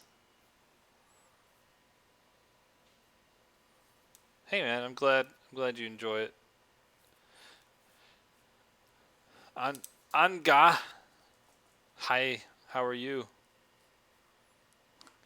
I will share my email where you can submit stuff for the next one. I don't know when that will be. Can't do it all the time.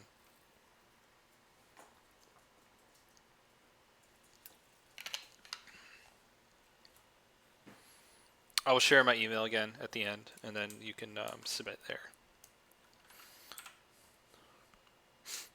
Doomfist from Victor.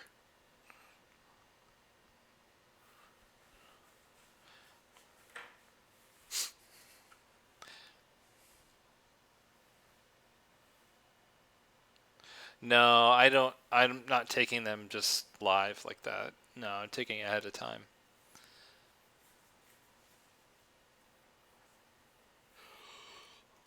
Doomfist. Let's do it. It's a character. It's a little different. So thank you, Victor, for submitting this.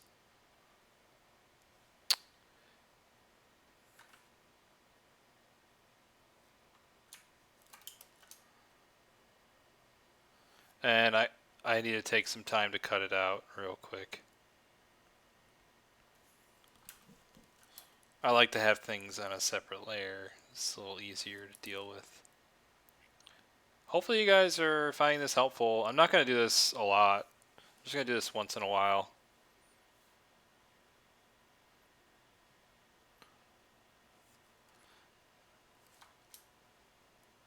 But I thought it'd be nice to do that, you guys, especially for the people that have been here a lot. Yeah, I really appreciate it.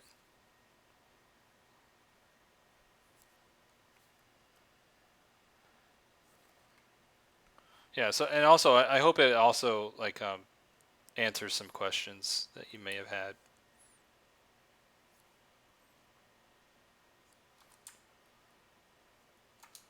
Does anyone know when Doomfist is supposed to be live in the game? Live in Overwatch? I know he's like still in PTR. I don't really mess with PTR though. I just play it when it's live. Although that game has been frustrating me. Too many angry people online.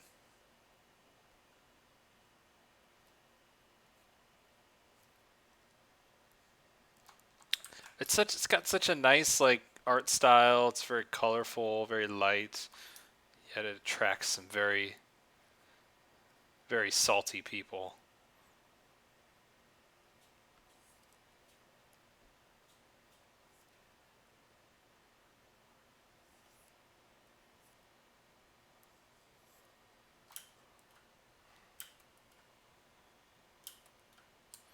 Seven 2017. Is that when he's supposed to be out?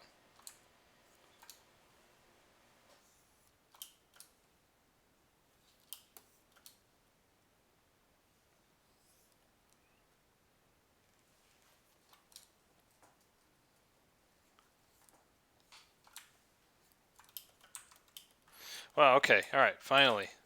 Let me actually get a picture of Doomfist's character, just so I have a good reference. Let's see. Oh, cool, it's close to that pose already. Doomfist. Wait, I lost that image.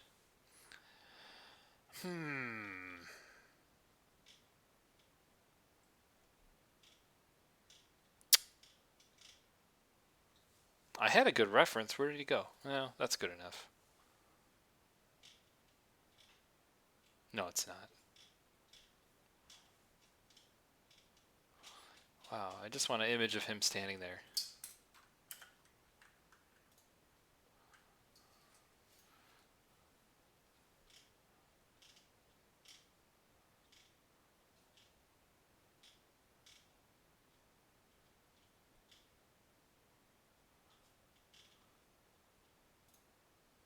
Whatever. That's good enough. All right.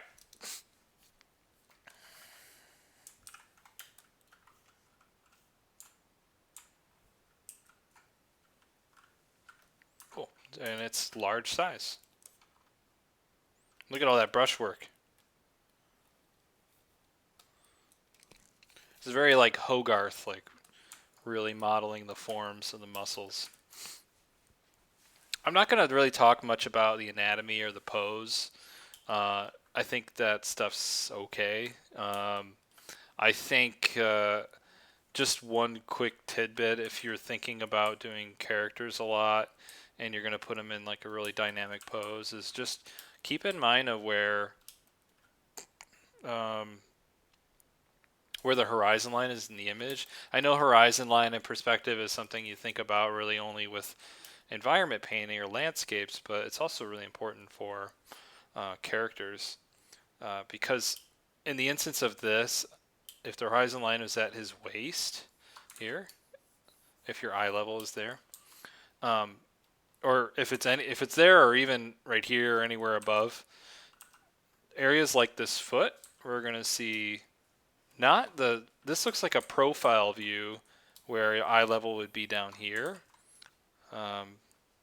It's almost like a Hanna-Barbera cartoon. There's like the foot is flat. Actually, what's going to happen is you would see more of the top of the foot at this perspective. Just like you're seeing the top of the foot over here, you would also see more of the top of the foot right there. Let's get a lighter skin tone here.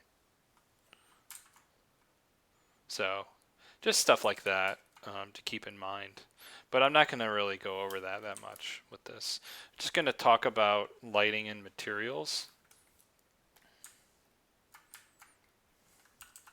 So first thing I'm going to do is just kind of calm everything down. and focus mainly on the local color.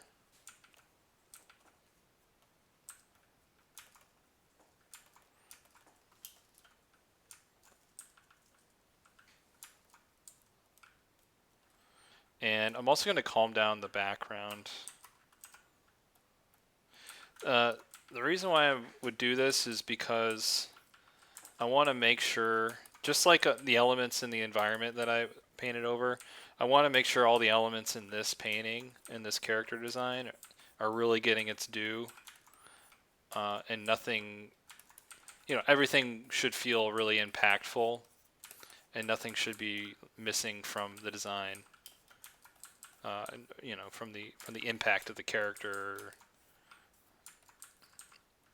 So just kind of calming that down, just pulling it back a little bit.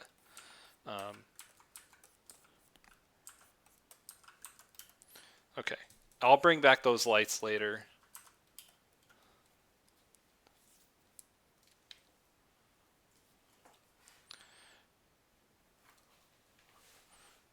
All right. And actually what I'll do is just go to hue saturation and just desaturate and just see how things look desaturated. And then if you look at some of the values here, we're going like basically pure black. Basically close to pure black and pure white on the same material.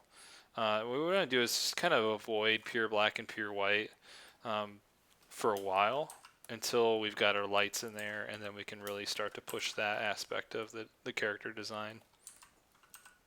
So just like I calmed down the background, I'm going to calm down some of the different elements of this character. So his skin tone, I'm going to maybe pump up the warmth a little bit, but also tone down some of the lighting.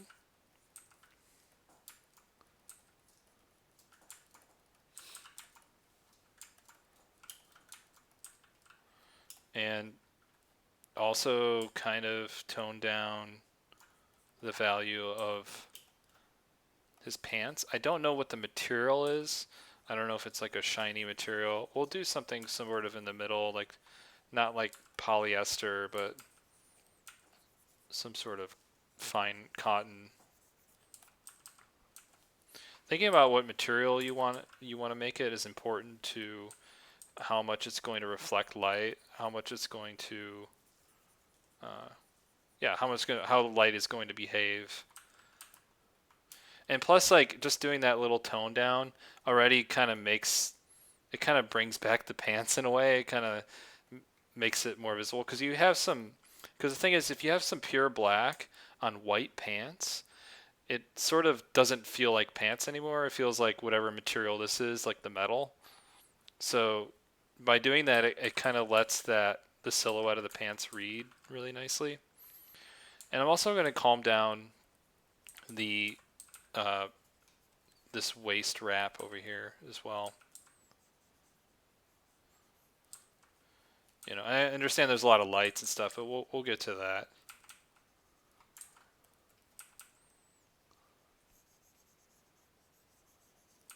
Basically just like chilling out everything a little bit. Just chill it out. So the pure black or close to pure black on the waist wrap and the close to pure black on the pants, we're kind of flattening it out. But this way it's just a little chilled out. It's just like, all right. There's other ways of showing light on a material than just going to white, right?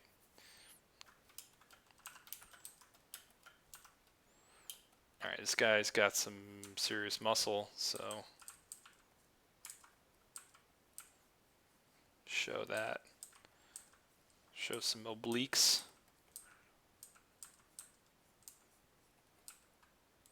Pectorals.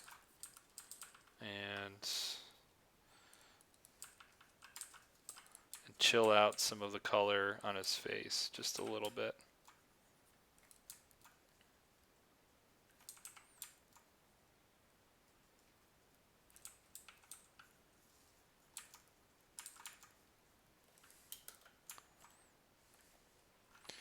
and then get that red from this material to read, because it's the same material. Not sure what that is. Oh, they're like horns and stuff on him. That's weird. Okay. So if it's a material, I put one color down for it. Alright, and then now we're going to do the metal on his golden fist. And I'm having to look at the reference just to kind of see how it's modeled out. There should be very little pure black in here, and there should be very little pure white.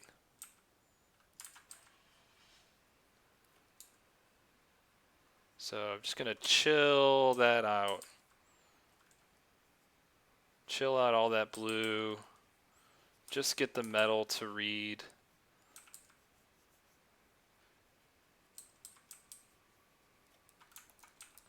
And I'm just taking like basically two colors, two values to represent the metal read.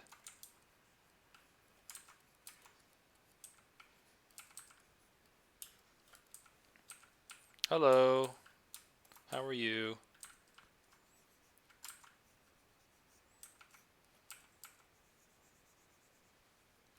And thinking about my lighting coming from like a top left position, a lot of this stuff under here will be a bit more in shadow.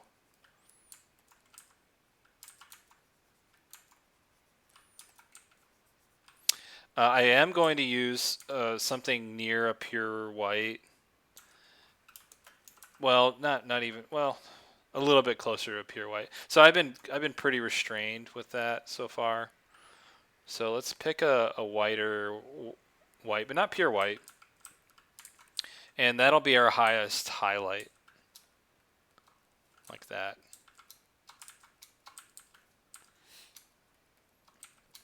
And that's only really going to exist in the areas where the metal is kind of folding. So it's reflecting light in a very sharp way.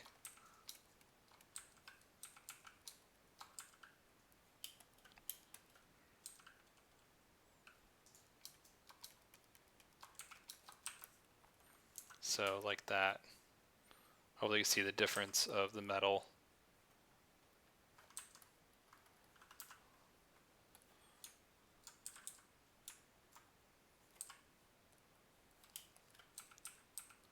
Does that make sense?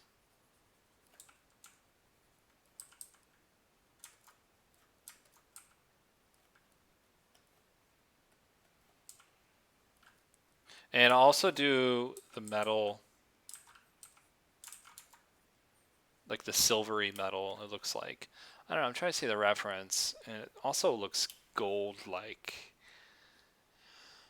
I don't know if they just gave him the golden variant of the fist. I guess it's sort of... It too is quite warm.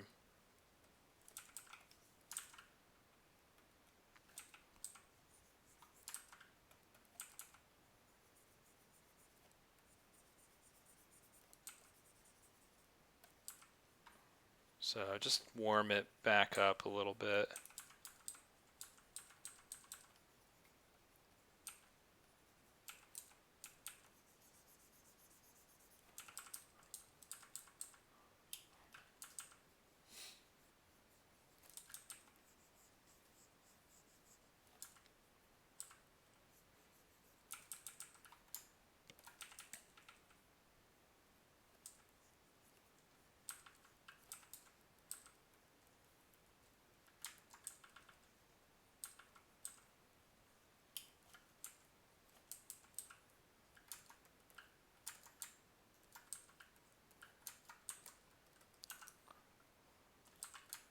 And then bring back some of the bright highlights again. Here. So now it's starting to feel a little bit more like metal.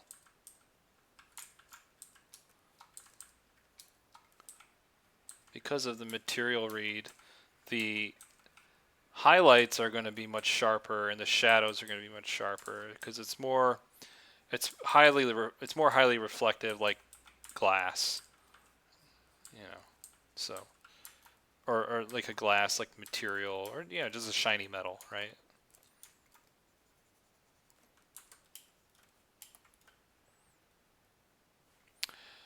You sent the pick with Map Crunch. Hope you got it. Have a couple minutes for feedback.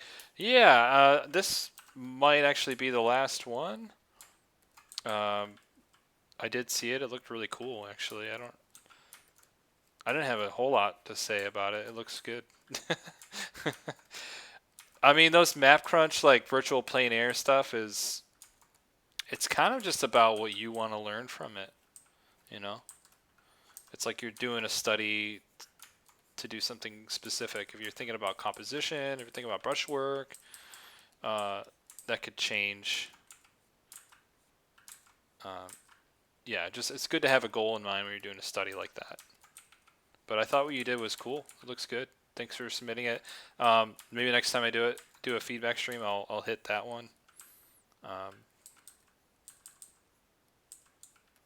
I'm definitely not gonna have time for everybody. That much is certain. But hopefully, like you guys looking at me painting over other people's work, that's maybe not yours that you submitted. Hopefully that's insightful and it helps. Because I probably say a lot of the same things, do a lot of the same things with, I don't know, with the other people that submitted stuff. So I don't want to repeat myself too much. But yeah, hopefully you can see that just like in the fist alone, the material read difference, right? Because like everything here is like super bright, super shiny, and if everything is bright and everything is high value, then nothing looks shiny, nothing looks bright. If everything is painted really light, then nothing stands out. So just keep in mind of like a sphere. And Emperor knows all about this. Talked about this to ad nauseum.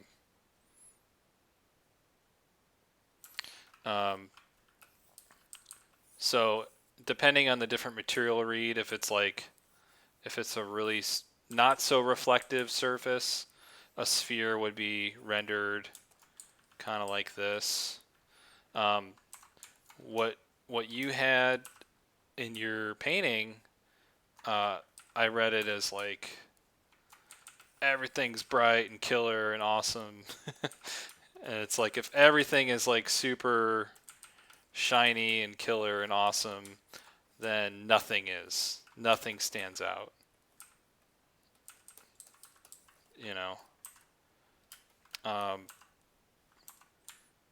So what we need is this material to really read like metal.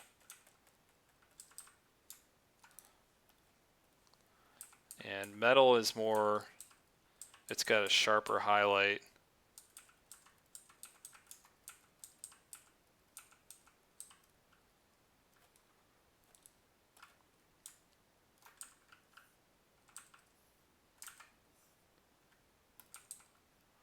And the shadow as well. Everything is more reflective.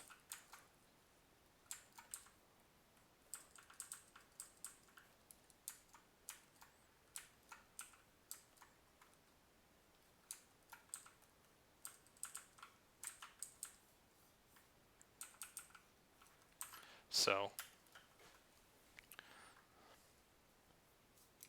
yeah, you do, because in the digital painting class, that's like the first assignment or second or third.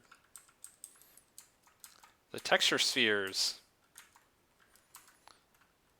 So yeah, we want our metal to read like metal, the material wise, and that's basically the treatment that I did.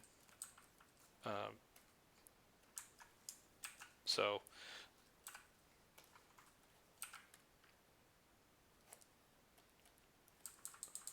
So no, don't do that. Frowny face.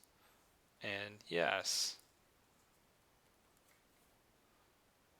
For the metal there.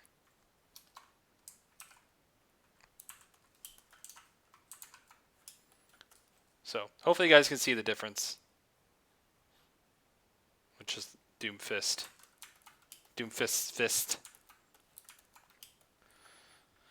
Alright. So yeah, I kind of chilled out some of the other elements here. I'm running out of time already. So let's just work on the pants and then we'll call it. So let me see. Let me just make a new layer. So something you want to keep in mind with, like, if you're doing fabric folds are like the hardest thing to paint. They're so complicated. But something you got to keep in mind is the pose underneath of like what the character's actually doing. Because fabric folds are just, their fabric is draped over the anatomy. And if his knee is back and up like this, he's actually, like, the fabric is going to be tight against his leg up here, right? Because he's stretched out, and because of gravity, the fabric is falling against his leg. And there's some tension, right? Because now the fabric is stretched, it's going to pull towards the knee. So you're going to have some tense fabric folds bending towards the knee. And then maybe you'll have some crinkliness as the fabric kind of like bunches up before his boots.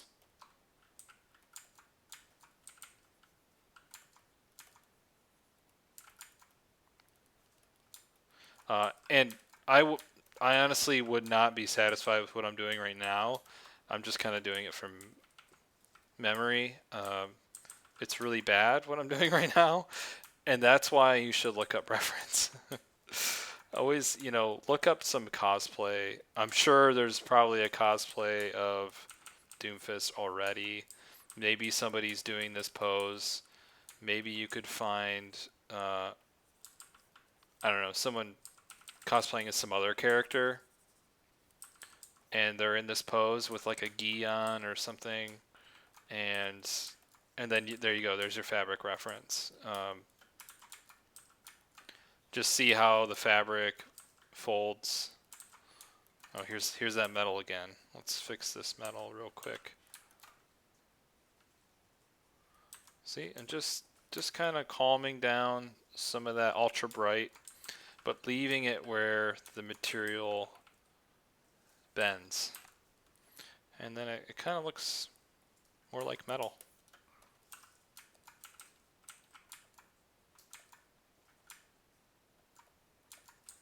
Just chill it out a little bit.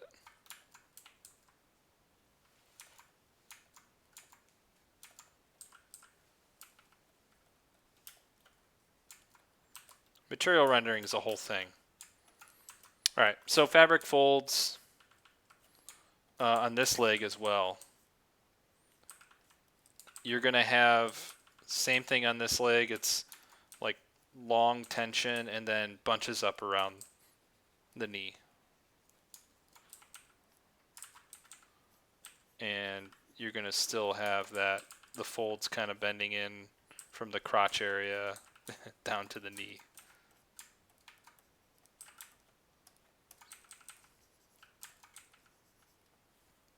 Okay, so I would never try to do fabric folds on your own though. Always look up reference for it, because it's super hard. And if you want some good references or good like teaching on fabric folds, I know Andrew Loomis books are really good for that. I know he has a book that's about like basically painting fabric folds. It's really good. That's a good resource for learning that. But the best way, like anything, is just to have good reference.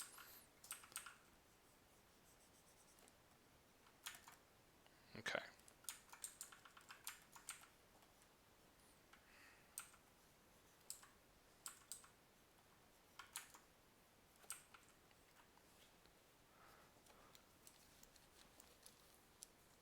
Clothing catalogs, yep. Andrew Loomis is great. Andrew Loomis. And here's the thing again about making things feel sort of natural. We have these little groups of fabric and they're all roughly the same size. So we don't want that. We want it to feel wild and natural. So let's group up this bunch of cloth. I don't really see it in the reference that I'm looking at of Doomfist, but we'll just go with it.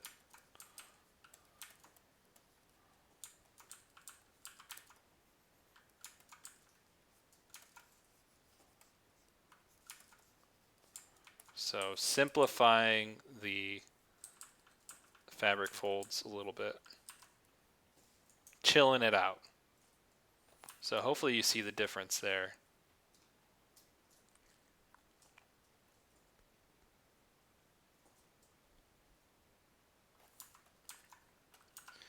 Again, like I would not be satisfied with these particular fabric folds because I don't have, you know, proper reference. So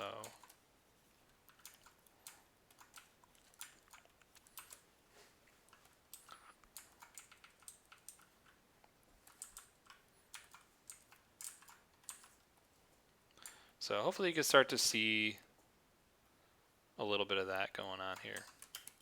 All right, so what I'm going to do now is just going to make a copy flatten, and I'm going to cut out the dude's head.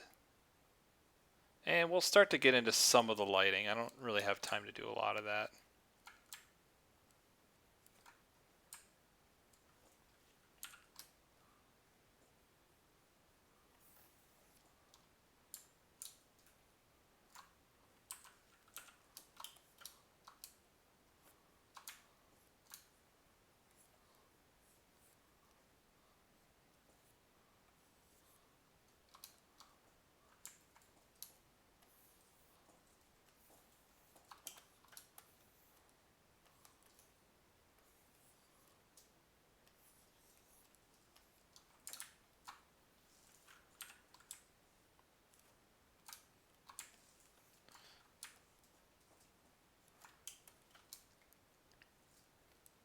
Okay.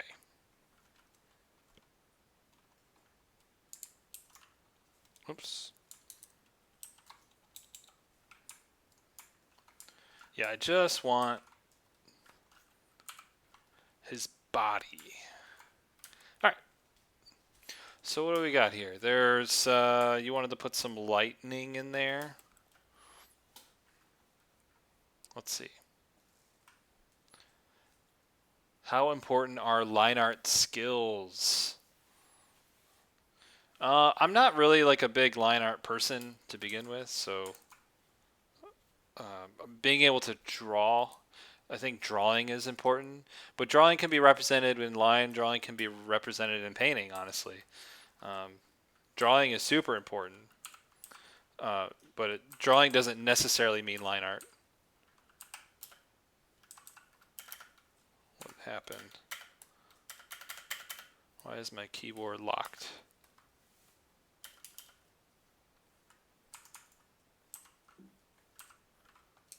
Oh, that's why. Okay, we're back. I forgot I had that set up. I have a hotkey for color picker. Ah, I keep bumping it.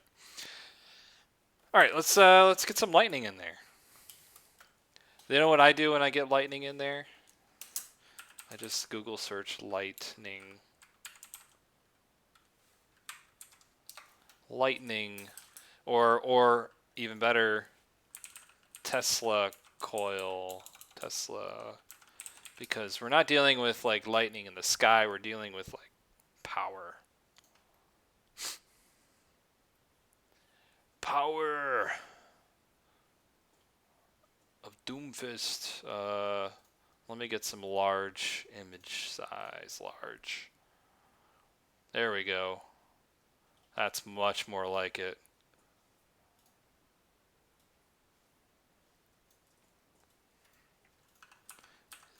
Here come the hacks, guys.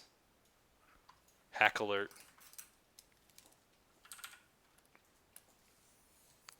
That looks like some Doomfist. No! Doomfist shit right there.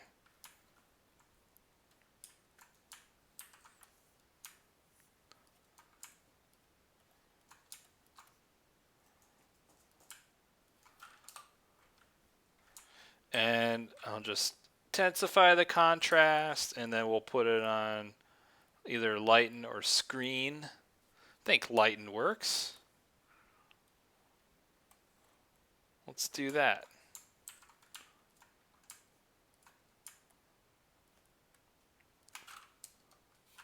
Photo bash time. There we go.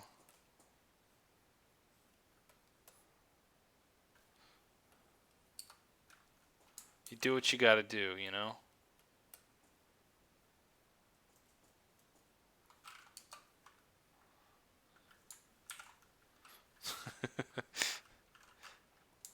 There we go.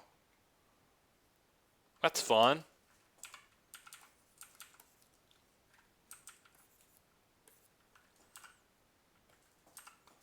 Let's make it not look so crappy.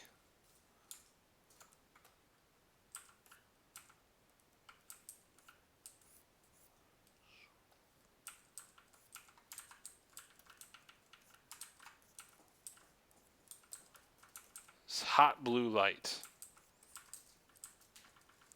The thing is, though, for this paint over, I did not want to spend a lot of time on this lightning part, so that's kind of why I'm doing this. Basically, I just want a blue light in there. Let me see how you had it. Okay, so it's all kind of around.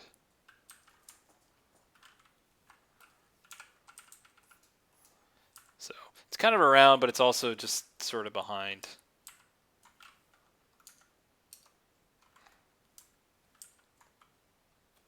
Simon82, hello. You're late. Shame on you. It's alright. Alright. Blue light. We got it.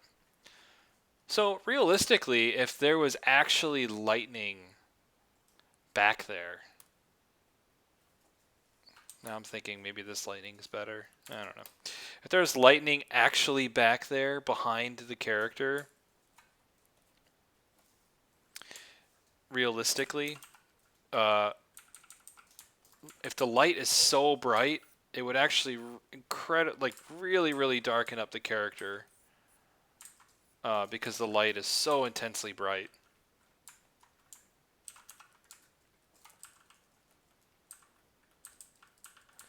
And then you would get some areas that were lit.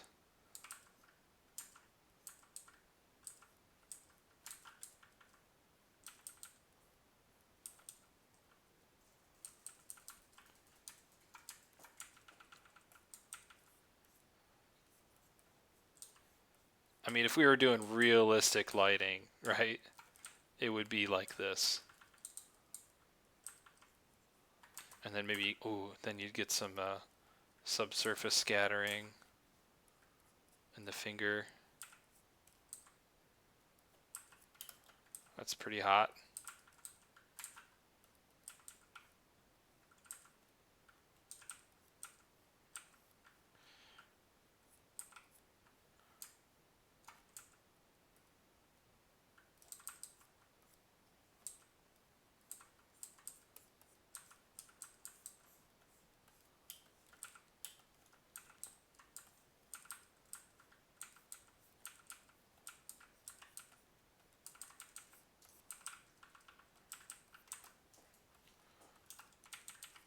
Right, this is like realistic lighting situation. Because let's be real, you know, if there's lightning behind him, it's so bright, it's just going to completely obliterate.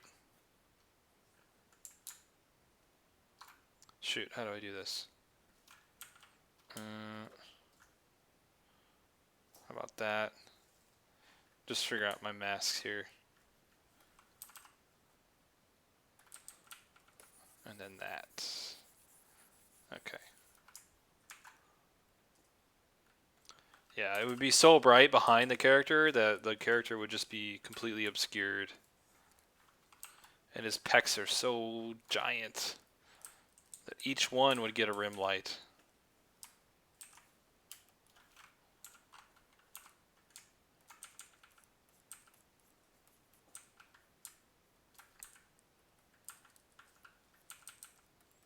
And that blue light is so infectious.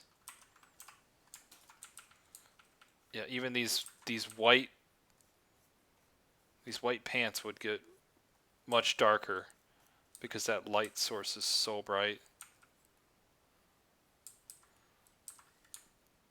But white is incredibly reflective. So it's going to reflect pretty brightly.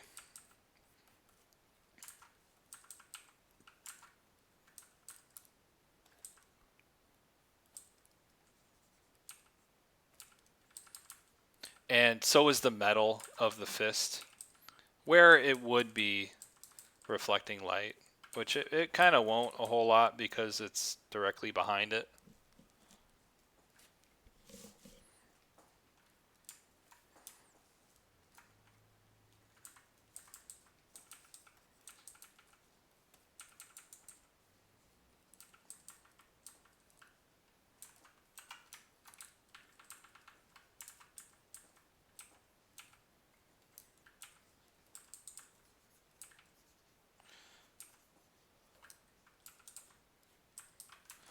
So where this blue light is going to reflect on the skin, it's actually going to reflect much darker, but just more bluer than you think. And then where it reflects on metal, it's going to have that bright highlight because metal is more like a mirror, right? It reflects very direct light.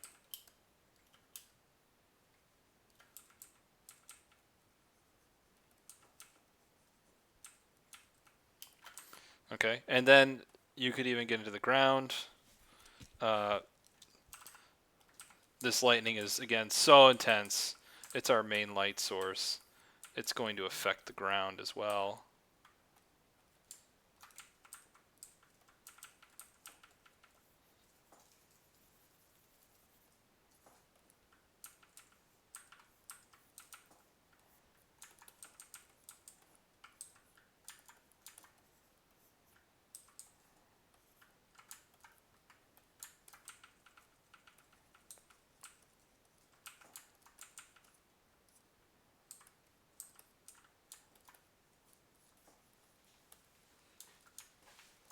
And the light is going to reflect on his back very intensely. And you'll just kind of see a soft glow from that.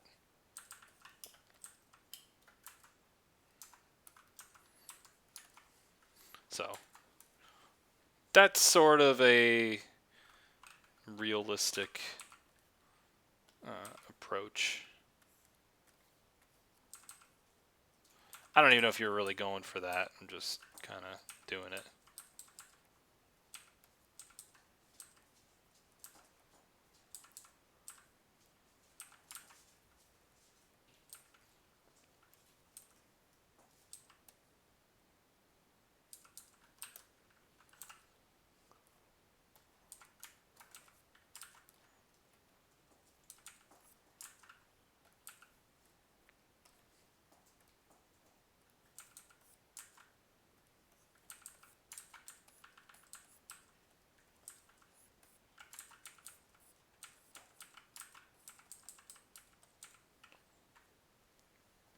Are those new headphones? Yes, they are.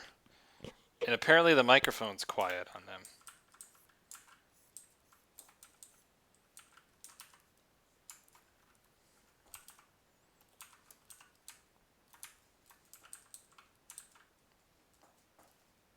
So because skin is reflective, but not that reflective, so it's not going to reflect back like metal does, like really shiny.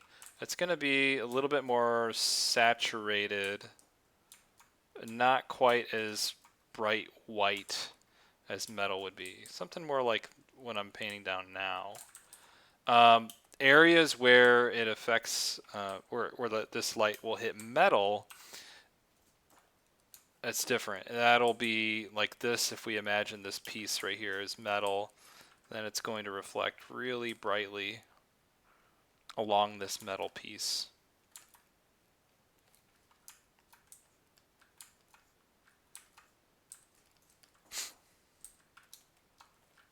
Like that. And then on the skin, it goes back to more subtle.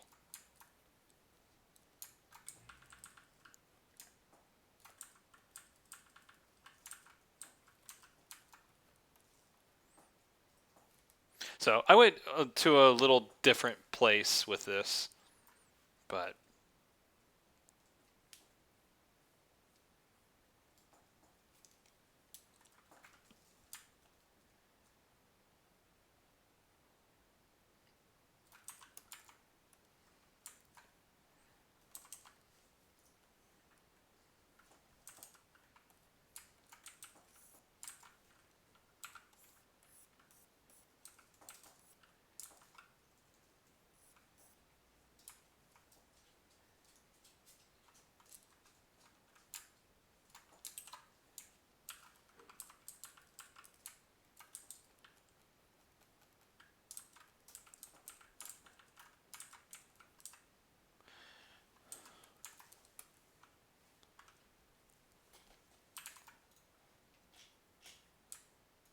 all right.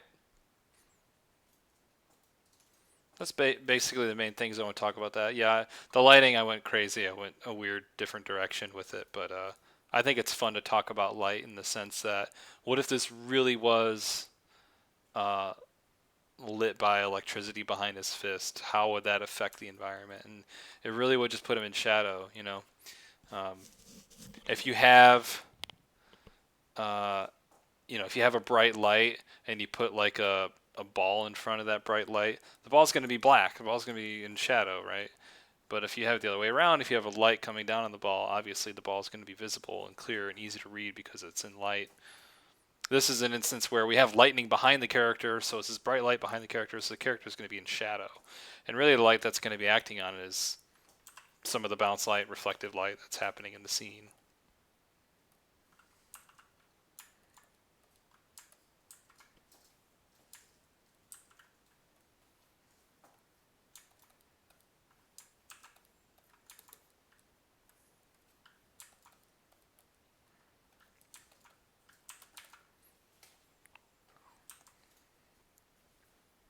Cool.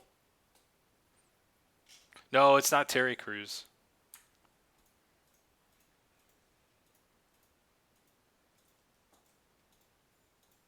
Along with the music. Are there any last questions at all? I probably won't do this again for a little while. If I missed your image, I'm sorry. I'll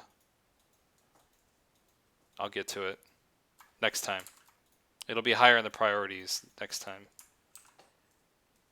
Just can only do so many. Yeah, I'm sorry. I did see you sent one. I've got a folder with your name on it. Don't worry. Just I had more people submit than I thought. So I had to pick and choose. I do want to do Jamal. Yeah, I want to do yours next time. Time ran out. But yeah, here, let's do a quick little recap. No, let's do it like, which one did I do? Was this first? Oh, I did this one.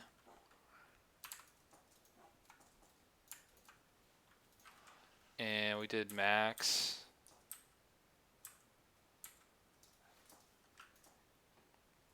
Sometimes when I do these, if I do a paint over like this, I want to just keep working on it, honestly. Like, I want to...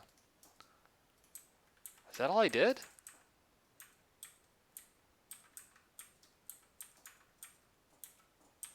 And then I look at Jeepster's image. Is that really all the ones I did? Wow. I am slow. But there's a lot to talk about.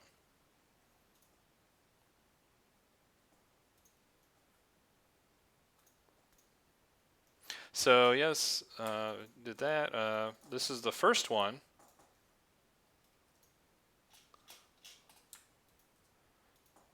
Talked about organizing the composition and getting it to say things you want it to say.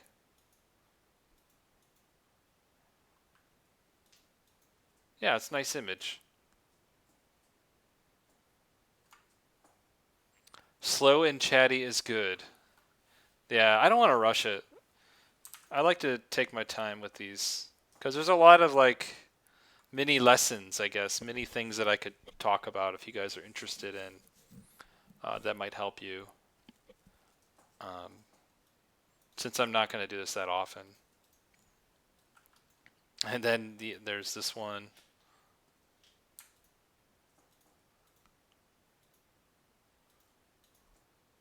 Very nice. Very nice job, guys. You did great. Hopefully this helps. Hopefully the people that did these images will see this and get something out of it. Even though I probably took it in a weird direction they weren't expecting or they didn't intend. I hope at least there's some fundamentals stuff that is interesting. So the plein airs are cool. I'll go back to doing my own stuff. Actually, I want to do a thing where I work on one painting for multiple streams. I don't know. That might get kind of boring, though, honestly. I don't know if you guys would think that's boring. But it seems like everything I do on the stream is like quick, quick, quick. I don't really get to sit and think about it. Or maybe I'll take one of my earlier thumbnails or compositions and actually spend some time on it. If I spend like 2 or 3 streams on one image, would that be boring?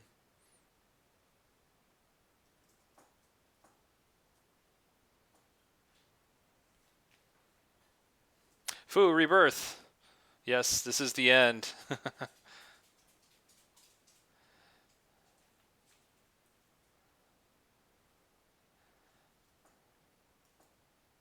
Yeah, it would be kind of slow. I mean, paintings take a long time, but I do want to have more. Wouldn't mind doing like a more finished thing on stream. Never done that. It's always been like quick 2-hour painting, 2-3 hour paintings, and let the viewer decide how it should go. We'll see.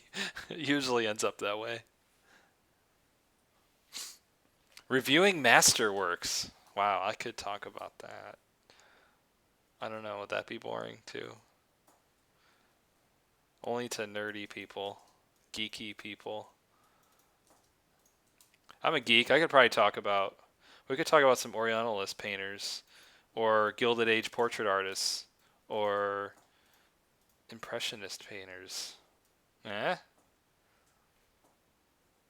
If I did this thing more often, I'd probably have like a day for each, but I don't.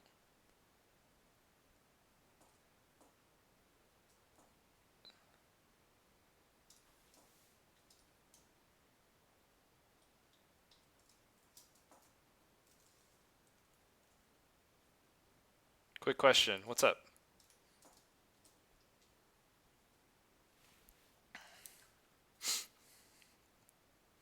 Actually, masterworks have just been coming up naturally, and I'll talk about them a little bit. So maybe some old master whose paintings I've been getting into. Maybe I'll just pop up their work and talk about it a little bit and why I like it. And yeah, I would like to talk about other artists a lot because I think that helps. For you guys, if you hear me talk about some old master painter that you've never heard of before, I think that'd be great.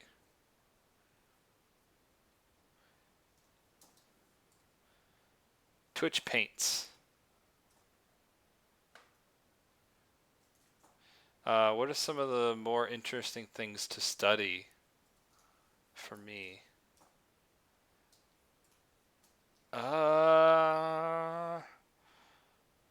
More interesting things to study. I don't know. I don't really ever.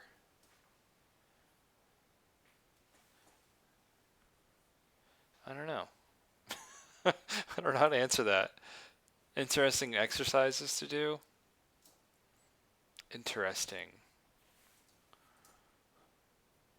I think it just totally depends on what you're trying to work on. You know, if you're focusing on color, if it's like studying, like I was showing Studio Ghibli stuff, like it just depends on what you're going for, what you're trying to do, or what you're trying to learn more.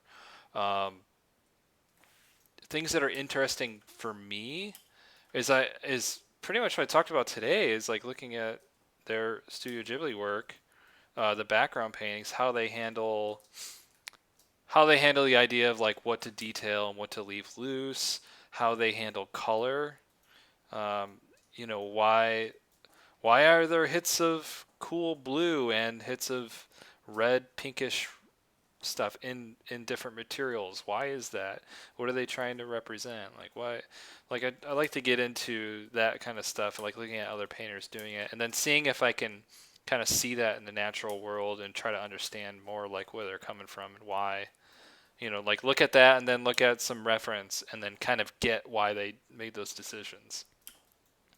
And then when I look at my own reference, I figure out like what I want to emphasize. Just like the first paint over I did, what about this? If I was going to do a painting of this reference, it's like what is it that I like the most about it? I like these peaky mountains. I like the palm tree. I like the house, and then I'd organize those things. So that's what I'm kind of into. That's what I've been into for the past like year or two, is thinking about that kind of stuff. Now I'm lately been thinking about like just brushwork, brush efficiency a little bit more. So that's kind of what studies I'm thinking about more right now. But I don't really have like a study like do this and you'll get X result. I don't know. Um, I'm trying to figure it out too. So yeah.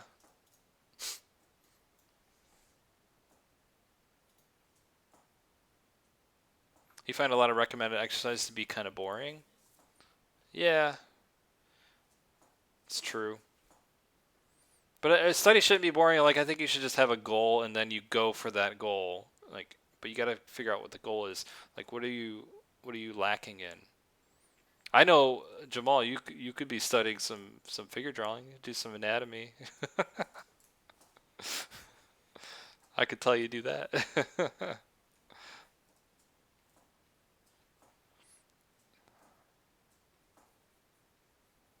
All right, that's it, guys.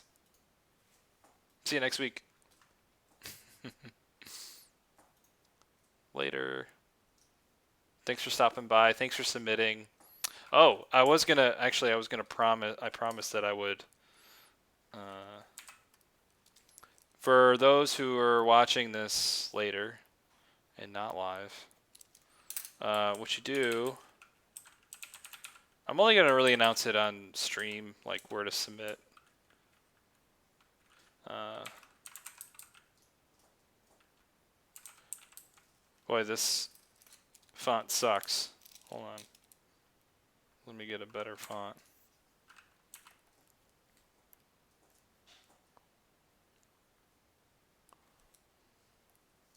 That's my email. And in the subject column, type in feedback.